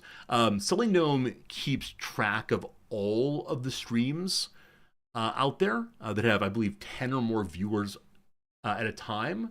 Oh, Jack, you've asked now twice. I forgot to answer. I do intend to do Project Zomboid multiplayer whenever Baldur's Gate 3 is done. Yeah, we'll do it definitely before I take on the full-time job. But yeah, Project Zomboid multiplayer is coming forward. Yeah, but as you see here, all the Twitch numbers are down, so there shouldn't be any great surprise that our channel's also down. But yeah, there you go. All right. Hey, we'll see you, Gronoff. Have a good day, my friend. Take care of yourself. All right, when it comes to a little old resorty here, among the many ones, I am there. Who is Resorty GL? What? What? What on earth is Resorty GL? No longer available, as it should be. Okay, so online now, how exciting. All I want to see is what games we played in the past year. So the game that we played most of the past year is indeed just chatting, right? It is indeed the case that I've done the intro in just chatting recently. I think this was actually not an especially great decision. I think this is like tips and tricks for any of you who are streamers out there.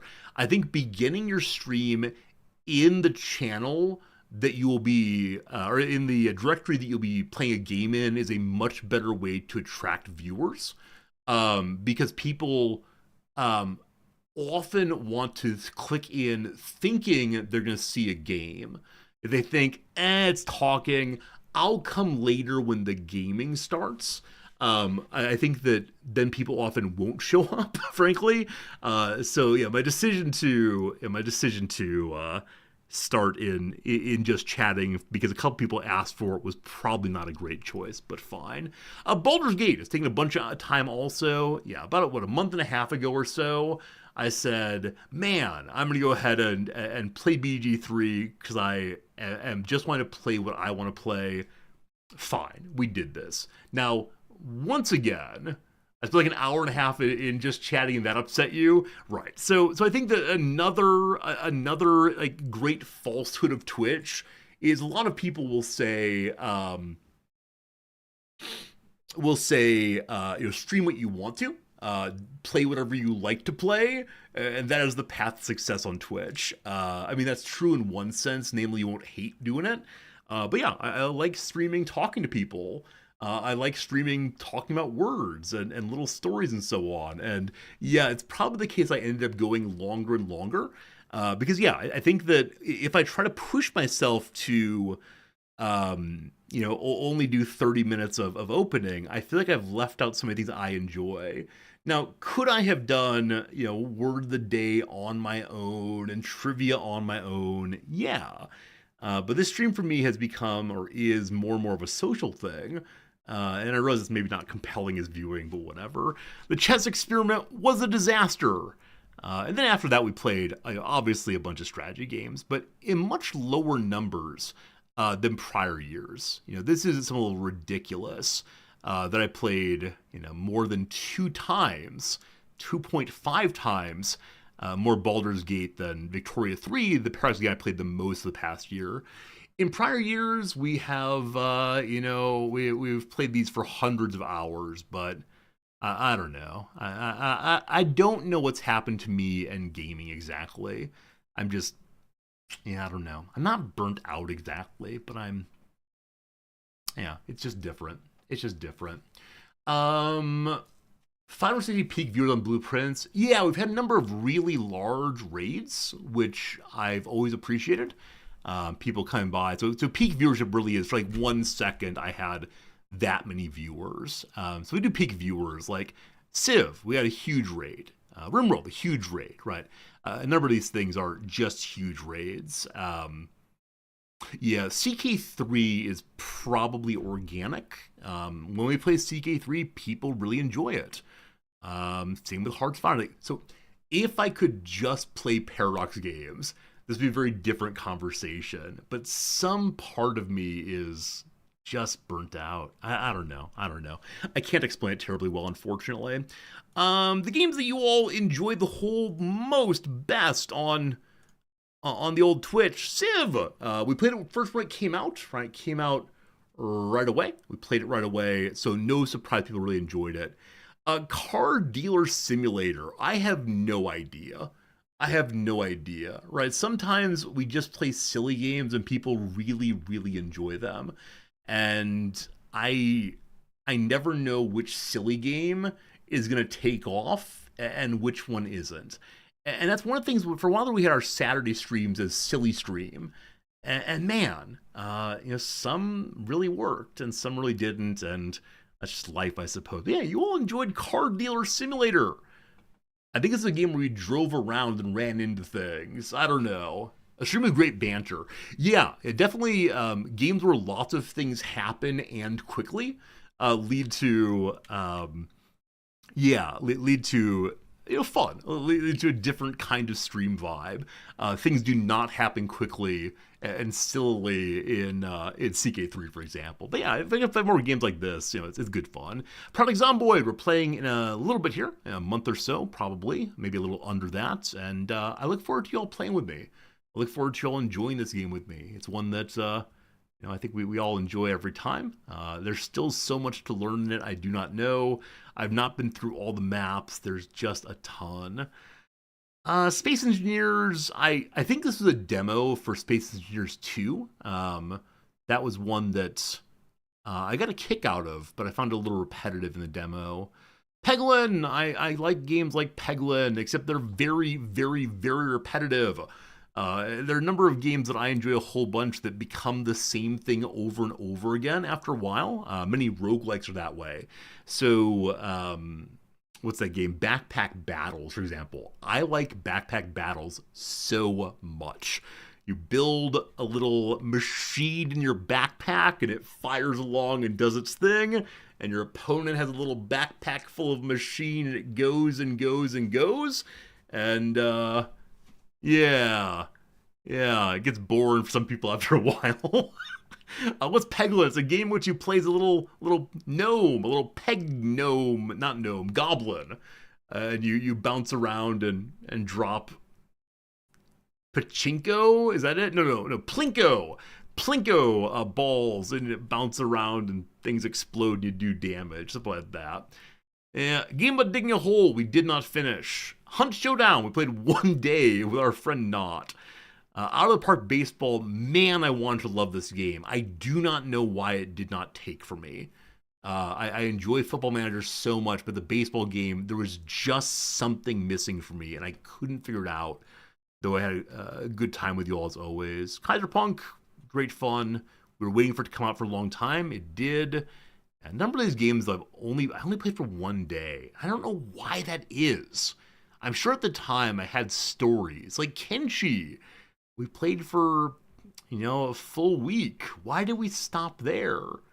On all of these, why did I only play them for such a short period? I think part of it might be, this year I tried more to catch all of the brand new releases. Right, when a game comes out and like, Resorti, have you played the new release of whatever? I feel like where's the should come from, right? And so this year I tried to catch more of the game is just released, we should play it, without saying, okay, we're just playing Kenshi. Because the Kenshi was absolutely, the Kenshi was absolutely for charity initially, right? Zelion gave $1,000 to charity so that we'd play this game for a week. We did. Why did I stop? I think probably because we were in the middle of some other playthrough. I think this has happened a number of times this year where I've said, okay, we're in a CK3 playthrough. We're going to play CK3, and then a game comes out. We're going to play it for one day, and then back CK3. And I think that is a tension as a streamer I never quite worked out. When to say goodbye to a playthrough that wasn't fully complete, but it was okay to move on to the next one. And that is something I just haven't figured out as a streamer. The best way to balance old games, new games, and otherwise. You like the structure of having 1 day per week for something completely else. So George, we did that for a while. We did that for a while. We did like Saturday Silly Day. But I think then I played chess 1 day as a variety day. And I think a lot of people said, hey, we'd love to see you play this more often. And when I was first learning chess, I felt like I was really learning. I was getting better. And so I had the thought, oh, I could keep getting better if I stream a little bit of each day. And then a little bit became like half the stream, and some portion of people loved it. And other people said, what is this repetitive nonsense? No more chess, no more chess. And in the same way, like we played Baldur's Gate 3 as a 1 day variety day game, but I couldn't imagine playing Baldur's Gate 3 as just a variety game 1 day a week. That's how it goes. It's how it goes. But I agree. Like, yeah, to be entirely honest with you, this is the thing more than anything else that I struggle with. I know you are going to say, just play whatever you want to play. But as I said previously, and I'll be totally honest with you right now, I just like playing games where people will come out and hang out with me. Any game will do that. However, for the sake of like healthy stream, which say growing stream, sustaining stream, stream does not end the year with down, down, down on almost everything. Requires picking the right games that will encourage more folks to want to hang out with me. And I've never been good at that. And I spend so much time. When I try at streaming, I spend so much time at home, outside of stream saying, which one should I do? Follower rank is up. I mean, yes, we have more followers than ever before. That's partially because other people stopped streaming, I assume. Yeah, too much bouncing off of games. Pharaoh, I agree. Yeah, this is why I've joked many times. Maybe I should just hire a stream manager to tell me what to play. And I don't know. Like, it's possible I should have just stayed with one game forever, right? We had the RimWorld 1.5 years, where almost every single day I just played RimWorld. Why did I decide not to just play CK3? Like, I don't know. Jobs have boring moments. Maybe I should just tolerate being bored more often. I don't know. It's tough. It's tough. With a new stream schedule, you hope I play what I want to. Oh yeah, absolutely, my friend. Absolutely. Ever since the beginning of Baldur's Gate 3, this stream has been, I'm just going to play what I want to play. And I feel much better about that, but I also feel a little sad that I never quite figured out the magic spell, if there were one. Yeah, Deadfire, absolutely right. Moving from game to game too quickly may have been an issue here. Yeah. This year was not a great year for my relationship to streaming, so I should have just stayed with one game. More. But my apologies for not quite pulling it off, and I don't know if we'd have a different conversation here if more of the numbers were green, but I don't know. Yeah, Dilettantes, there may be no possible solution to this thing. But other people have done better than I have done it, and yeah, it's fine. WoW is a game I like as top 5 viewed today. Yeah, I mean, there was a world in which I would have said, or did say, I'm a World of Warcraft streamer, right? That world could have begun back in 2015, and we'd probably still be playing it today. And I wonder what would have happened. I've had a number of big collapses where I haven't streamed for months on end. What if those never happened? I don't know. Like, it is one of those things I will always wonder about. I'm glad for what I have. I'm glad that I spent time hanging out with you all, but yeah, what would have been? And then it's like, say something that it is actually incredibly hard for me to say.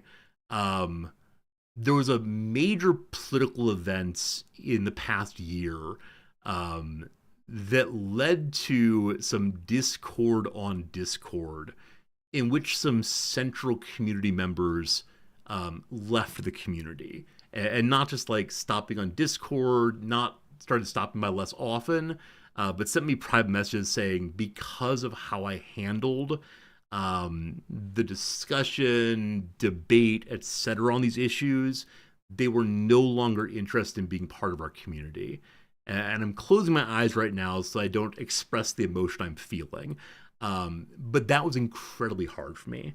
Part of being a streamer, as you absolutely know, is churn, right? You're never going to see the same people every day. They have lives, they have concerns, they have other things, they get bored, whatever.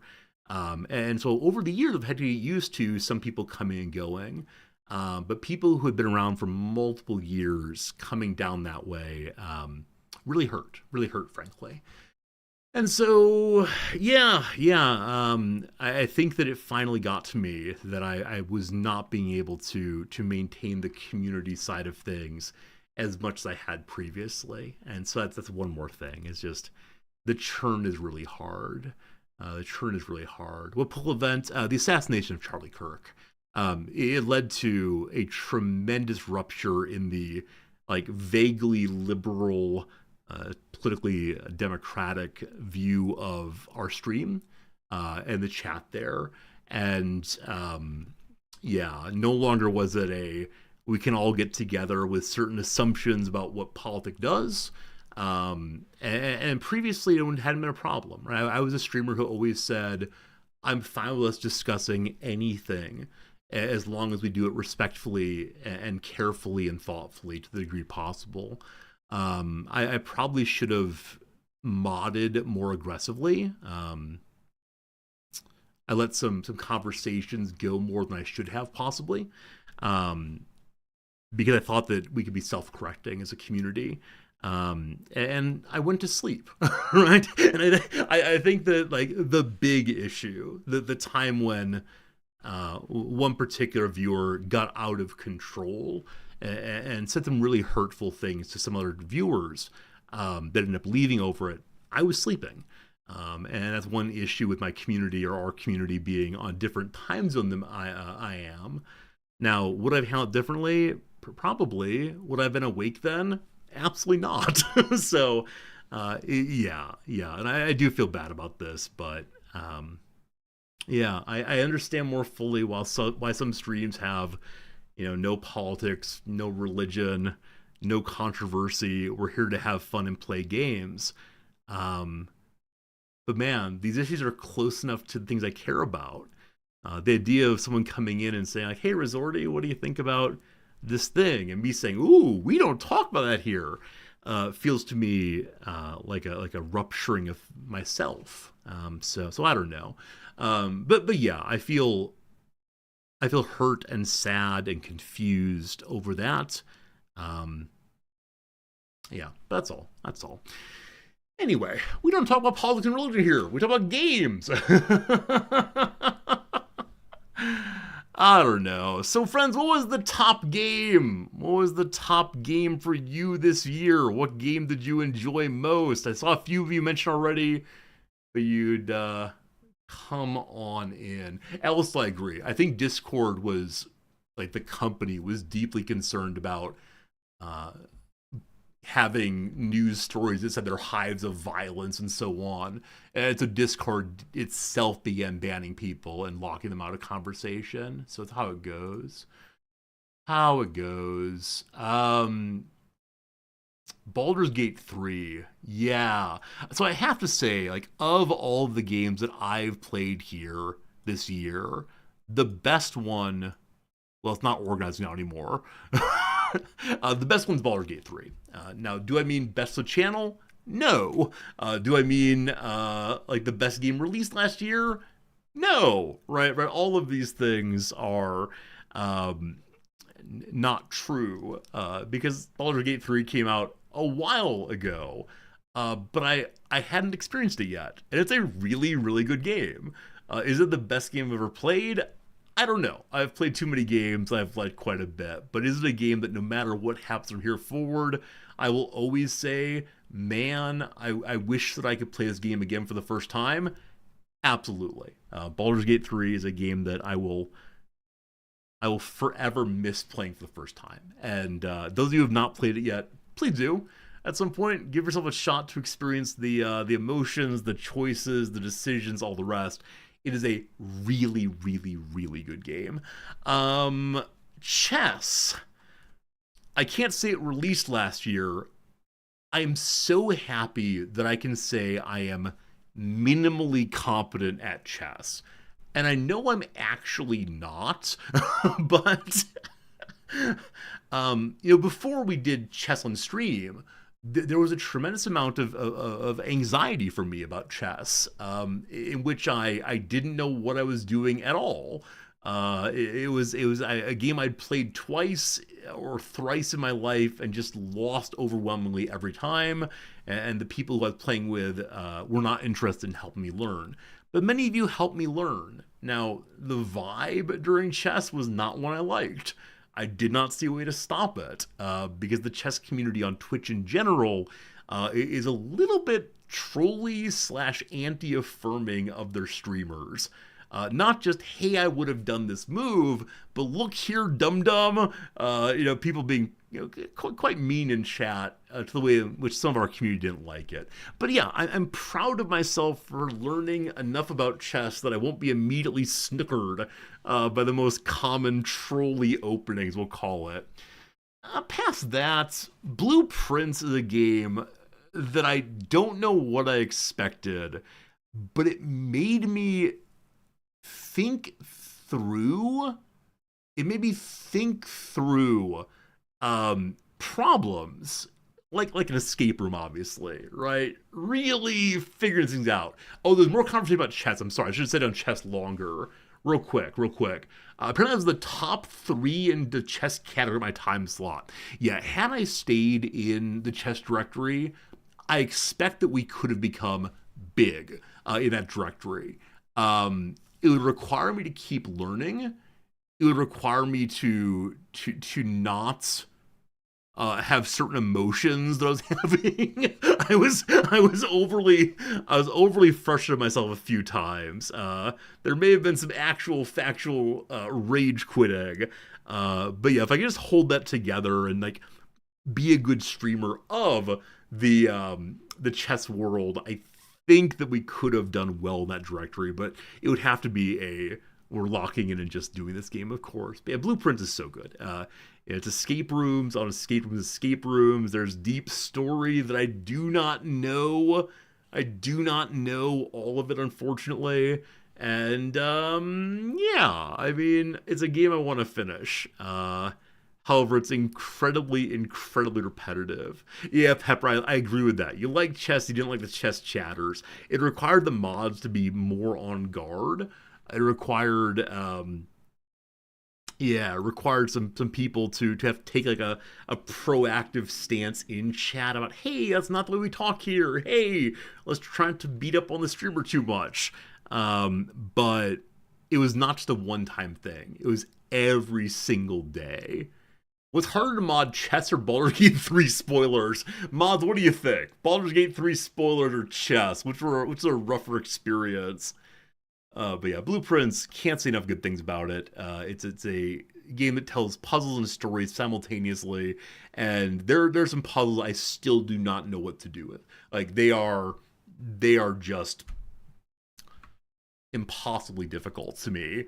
I haven't played any of it in a few months, and so I do sort of wonder if I had gone back to if I went back to it right now with a fresh palette, would I be able to figure them out? I think so. It's just a matter of getting there. So it's a good game, though. Probably my favorite release of the year. I had so much fun with Project Zomboid. We're playing it in a couple days here, or weeks here, so not much to say on that. Total War Warhammer. I don't think this is my first time playing this game, but I enjoy every minute of it. There is a new DLC that I have a code for that I haven't played yet. But as we get down here, Caves of Qud, I may have played this for the first time this year. I don't know if it's this year or last year. But a very simplistic looking game with terrible graphics, but So much random fun every time. Yeah, I think I played it last year, 2024 also, but so good, so good, so good. Wait, Drek, you found me in Caves of Cut. I was trying to kill vampires? Wait, really? Or was that in Total War? That was probably Total War. Yeah, that absolutely overtuned. I can't remember his name right now, but I remember this like gigantic war we engaged in which we defeated all of the enemies in the vampire army except for Vlad. Thank you, except for Vlad. This character who could heal nigh instantaneously, eternally. And so I had a huge amount of army attacking this one guy, and it didn't matter. He healed himself to full over and over again and ate through all of my remaining troops. It was the most demoralizing moment in any game ever, because I thought I was winning. Look, I defeated. Oh no, we're all dead. So I do want to play more Total War in the New Year's here, but it was something. It was something. U-Boat, what a great game that is. What a silly, fun game. Yeah, I forgot how to shoot in it, but I'd love to play more of it sooner or later. Battle Brothers always good. Hollywood Animal. I am a big fan of this game. I know some of you are very opposed to it for a reason I think is unreasonable, but whatever. It's a really fun base builder game in which you also get to make some hard decisions and discover this and that. So, all very good. Mechabellum, an auto battler. There's a really strong community in Mechabellum, but again, it's a game that is automatically played, and so some people find that not terribly interesting, but yeah, I liked it though. The Anno game that came out this year, I don't know. I don't know. If you've seen one Anno, you've seen them all. I'm not really into the Rome thing. That Twitter meme about boys thinking about the Roman Empire every 20 minutes or whatever, just not true. Just not true. I'm not into Rome at all, honestly. That's Noms' thing. Tiny Bookshop is adorable. If you've not played or seen this game, please do check it out. I don't think it's that expensive, but yeah, you run and upgrade a bookshop on wheels. And the best part of it is the devs have put in all the books. And so you can read, portions of Hemingway if you want to. You can read portions of Virginia Woolf, I do believe. Or at least they're all real books. And because I've read a lot of books, it was fun to talk through the books and to give recommendations not only to in-game characters, but some chatters too. Some of the books we discussed there were ones that, I then said, hey, maybe go read that. And people did so. Farm Sim, always great. Trick Shot Simulator, I decided to start playing as an intro game. Nobody liked that. Here's a history, a mobile game. Thanks for the sponsorship. As I get down here, games I played, not that often. Root Cheese Are Dead, another game similar to Blueprints.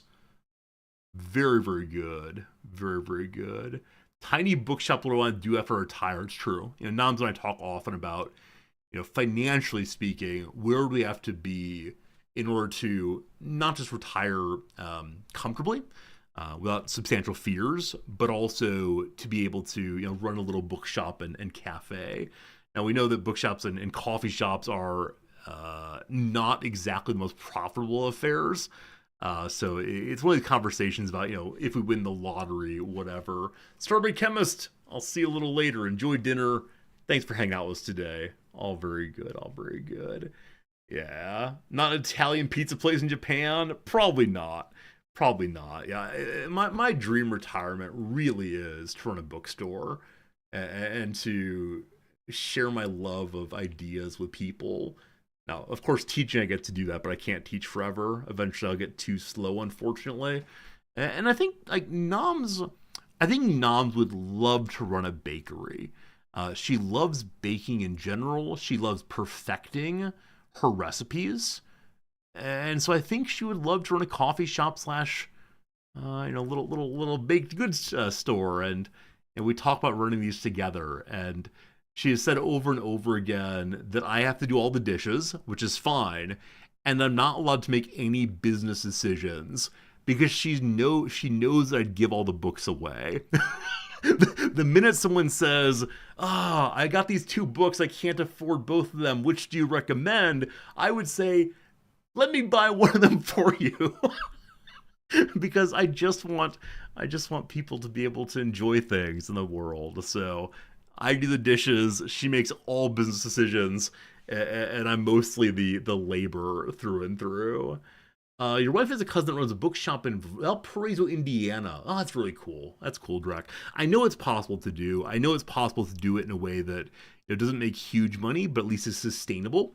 And yeah, I think it's a dream for both of us.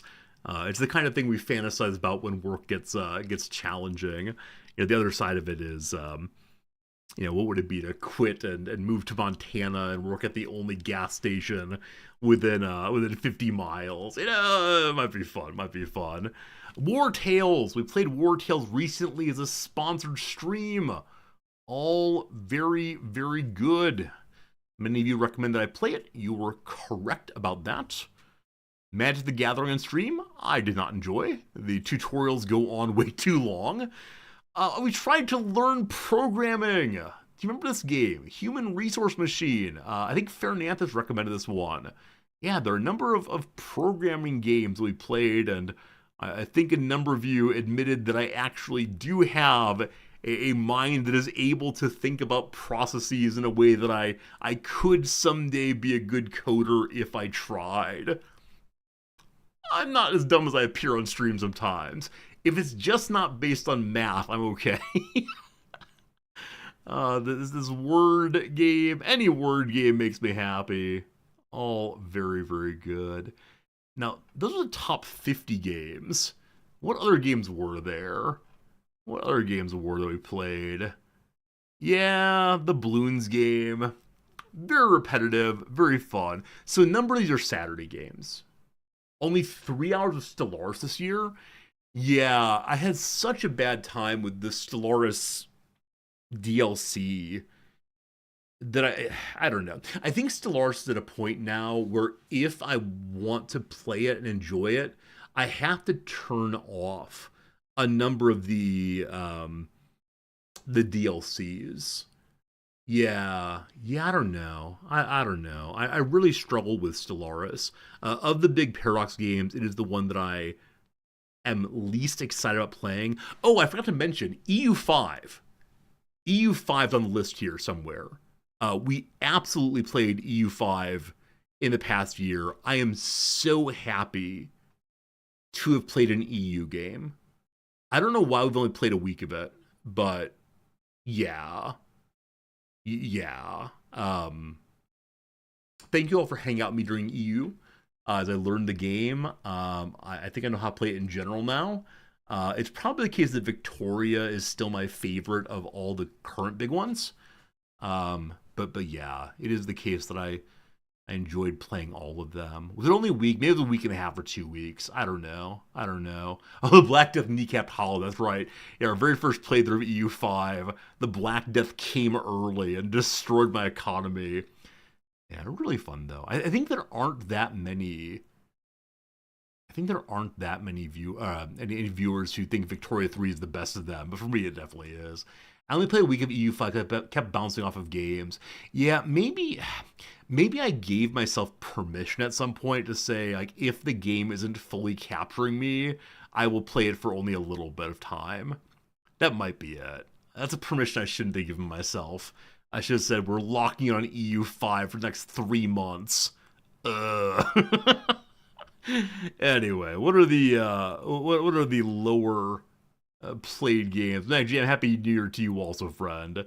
Yeah, Ball Pits, another one of those fairly repetitive games that I don't think people enjoyed that much in general, but specifically, yeah, I love this game. I've played it off stream a tremendous amount.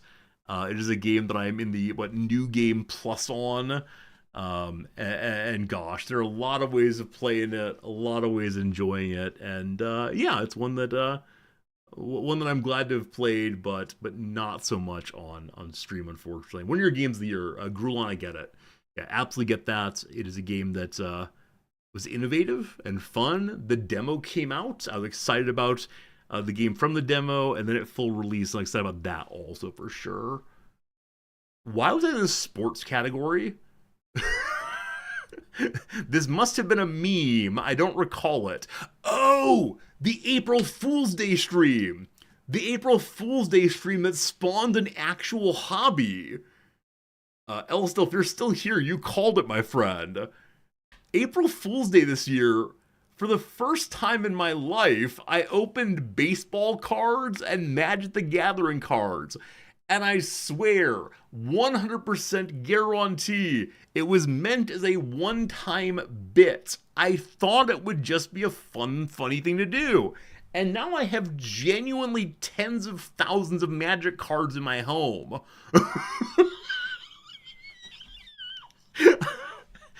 It is such a good time. I love the organizing, the collecting, the buying and selling, the sharing, and all the rest. And it happened because I opened some packs of adorable little rats, adorable little bunny rabbits, engage in a battle against lizards and so on. You were against Magic the Gathering before the April 1st stream. I mean, you're absolutely right. You're absolutely right. A number of the mods said, let's not get involved in this. But it's a great hobby. It's a hobby that I'm really enjoying. And, every morning when I have my coffee, I pack up cards to sell, and it's all really good. Only takes one pack. Neural pathways don't understand irony. It's true. It's true. I've limited my openings now to primarily just the ones I put on YouTube. Now, financially speaking, that has been a delightful time. I did spend all of my year-end bonus on packs for people, and it's a good time. It's a good time, but it's something I gotta keep an eye on. Tiger Burning says Lauren's looking good. Absolutely. I've already pre-ordered a decent amount of that. Look forward to it. Goodbye money indeed, Pepper. Goodbye money indeed. But happiness is valuable. No, but those of you who've worried I'm spending too much, it's all planned out. It's all within a budget I have, and it's been a good thing. It's been a good thing. Addictions are not called hobbies. I mean, it's not an addiction. I can stop anytime, I swear. You saw 2 Hello Monies. Brickhead, I considered making a longer video of here's all of my wins and opening Magic packs on stream this year. And then it's only 2 of them. How many packs have I opened this year on video? So I started in late May, and I do 3 a week. So let's say it's half a year. So 52 divided by 2 is 26 times 3. So 75 plus 3, 78 packs, of which 2 of them gave more money in cards than they actually cost. We don't do this to make money. We don't just make money. Also, holy cow, some people out there have the most insane idea about how taxes work. That if you just announce, I am now a business, that anything you spend on I am now a business is tax-free, business expense deductible. That's not true.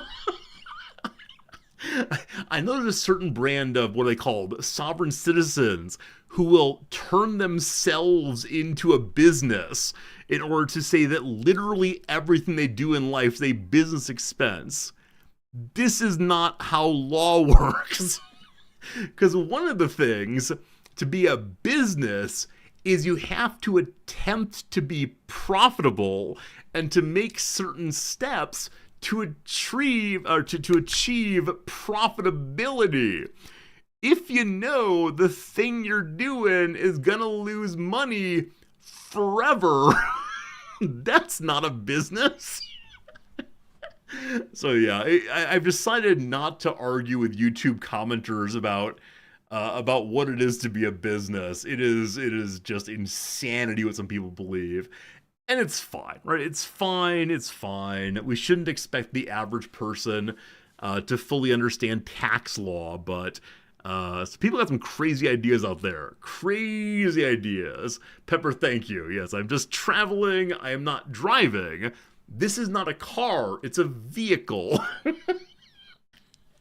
If you watch YouTube videos about like sovereign citizens arguing with police officers, these folks believe that there's like a magic spell they can incant that will cause the government to stop caring about them, that will cause the state to ignore them. And it's insanity. It's pure insanity. And I mean, even if these people are right, there's a magic spell you can say in front of the police to stop it all. The police are never going to accept it. Like, the law does not work that way, unfortunately. They're interesting videos, though. It's interesting, like, so as someone who cares a tremendous amount about the relationship between the state and the individual and has some, like, fairly extreme views on what it ought to be, it is something I wish people knew more about the ways in which one can and cannot interact with power. And when you see videos of people just fumbling about, believing they have knowledge, when in fact they have ignorance, is very hard, very hard. I don't know. Better ones are sovereign citizens arguing with judges. Yeah, I mean, like, I want to accept that like the courtroom's a very strange place, and people say very strange things, and the judge says strange words back. And so from the outside, it looks like if you just say the right kind of words, the process will stop and you'll be free.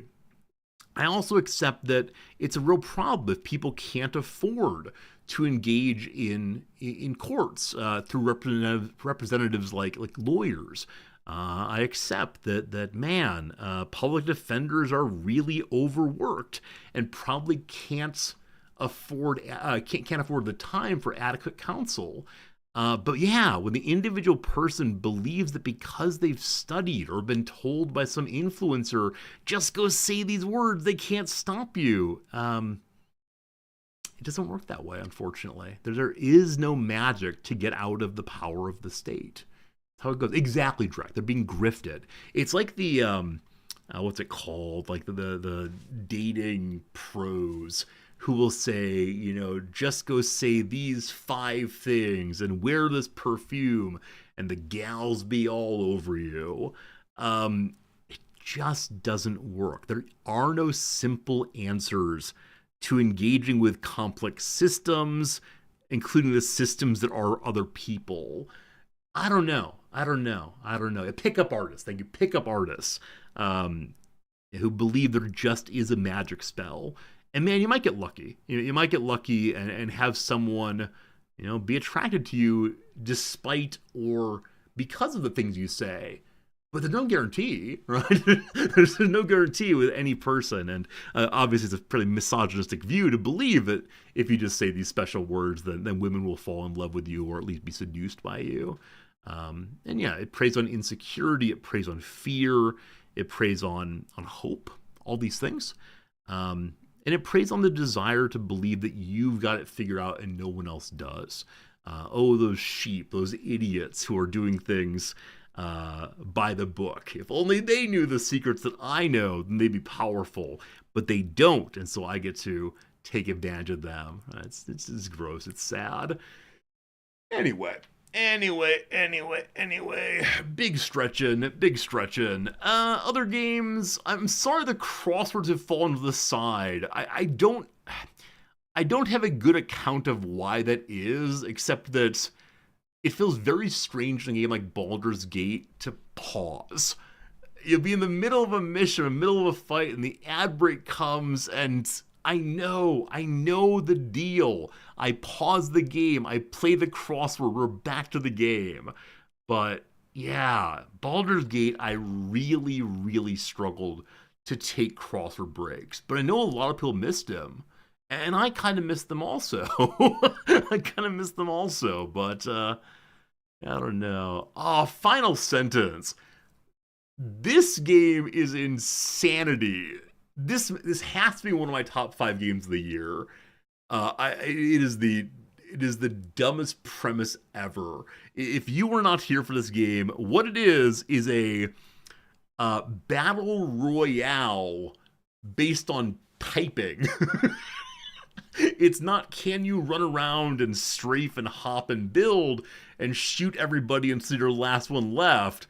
It's instead, can you type more accurately and quickly than 20 some other players? When you make a mistake, a guard next to you might shoot you. Be the last person to get shot by the guards by typing effectively. It is so much fun. It is such a silly, silly game.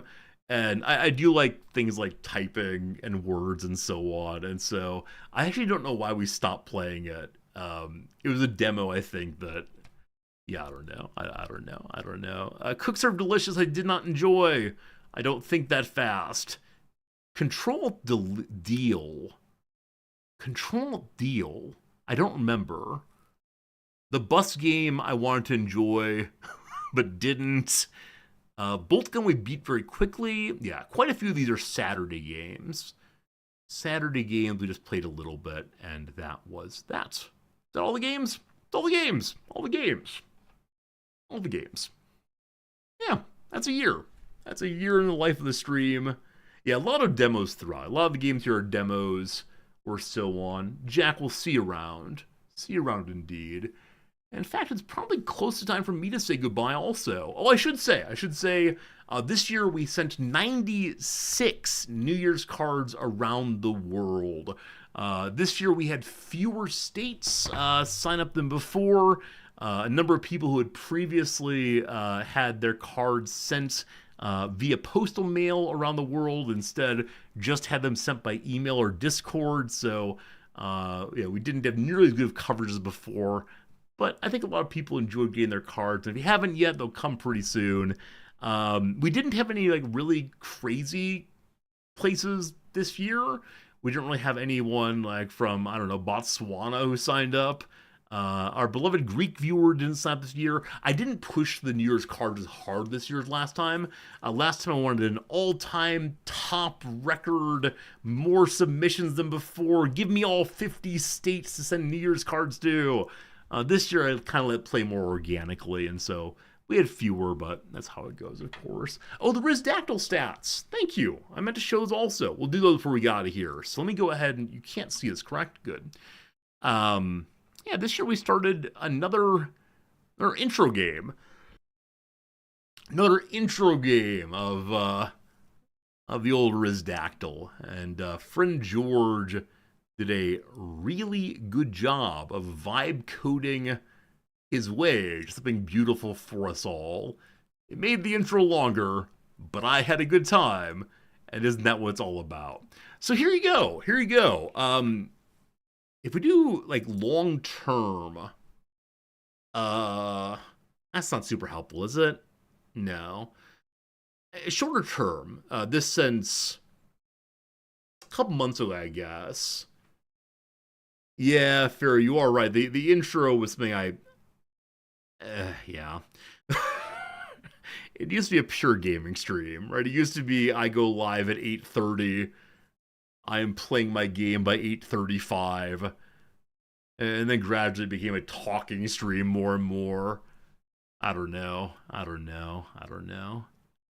Yeah, I don't know. I'm not trying to explain other than I made some decisions or fell into some routines that felt good to me, but anyway, you can see the line of submissions goes up more and more.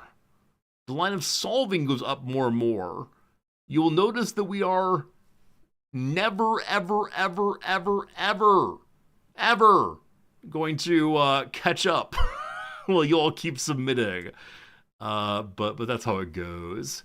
I thought about alternating games like Tuesday mini games, Rizdactyl on Thursday or whatever.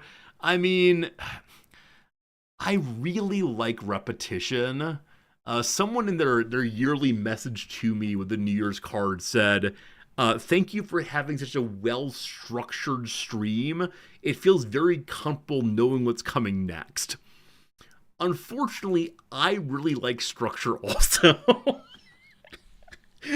And so for possibly selfish reasons, I like doing the exact same thing every day. I've mentioned before that like the old philosophical question of, you know, if you could find a day that made you happy in all respects, would you live that day over and over forever? My answer, unfortunately, is yes. I don't find a lot of joy in novelty. And so, I mean, I don't want the exact same trivia questions every day if I know the answers. But I'm someone who finds repetition really, really comfortable. And there are lots of therapeutic reasons for that, I'm sure. And I know that maybe it's not great for everyone. And a number of people say, no, I want a wild and crazy life in which I don't know what's happening the next day. And maybe it'll be a great one, maybe it'll be a horrible one, but the novelty is what counts. And for me, it's just not true. And so, yeah, once I found something on stream that feels good to me, I kind of stuck with it. Not a good choice, but I did it anyway. Anyway, we'll see that, weekly, regularly, we have more submissions coming in week over week. All very good. You all sure do like topics that are related to history. 114 history topics waiting. Pop culture is number 2 there. Makes sense. Then games, and fewer below. I don't think there's any way for me to show individual people what they submitted, but you know the kinds of things that you've submitted.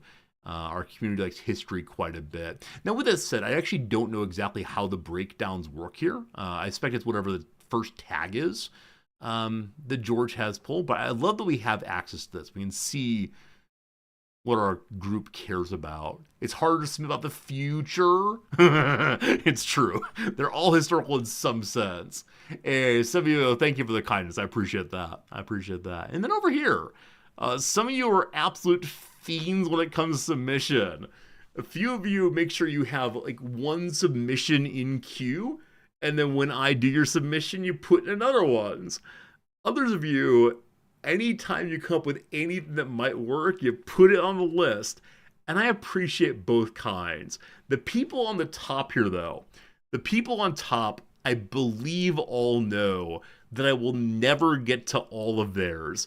And so once they've accepted that, just keep dumping more in there. The person who's played the most this year was Kaz by 1. But you see here, wait, George is showing that all of George's submitted have been played. If I turn on legacy data, okay, George has a few waiting.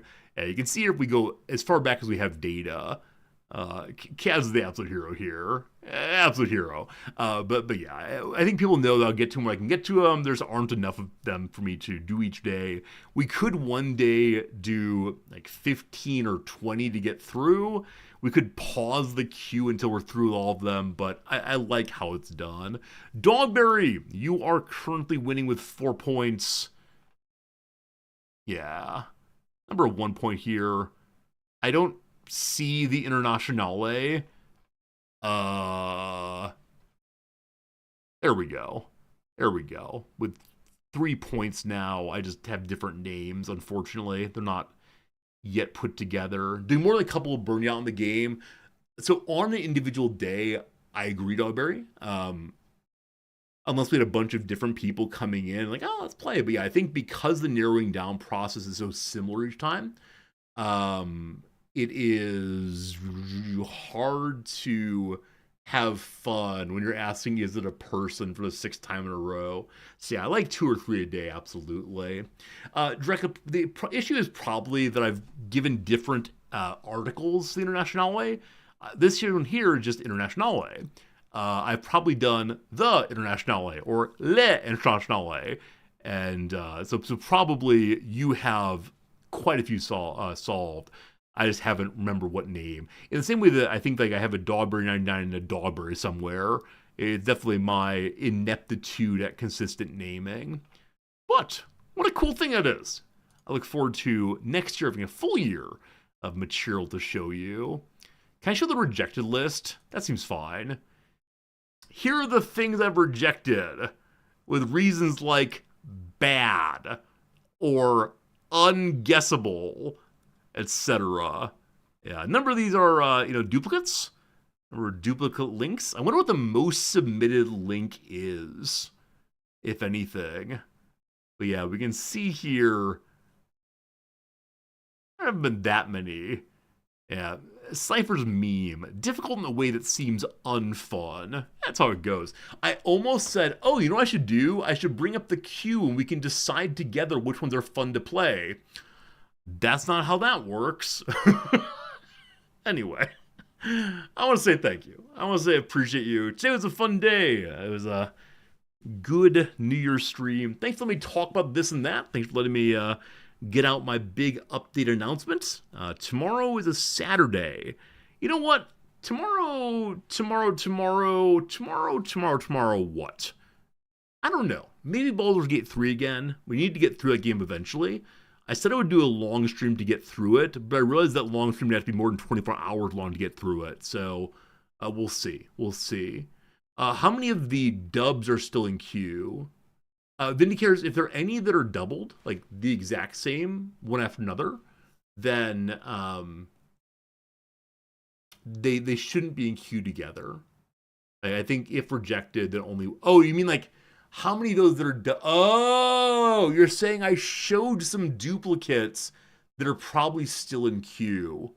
Oh, no one look at the VOD. Don't cheat. Don't be cheaters. If you're cheaters, then I'm gonna do Liza Minnelli for every single one forever.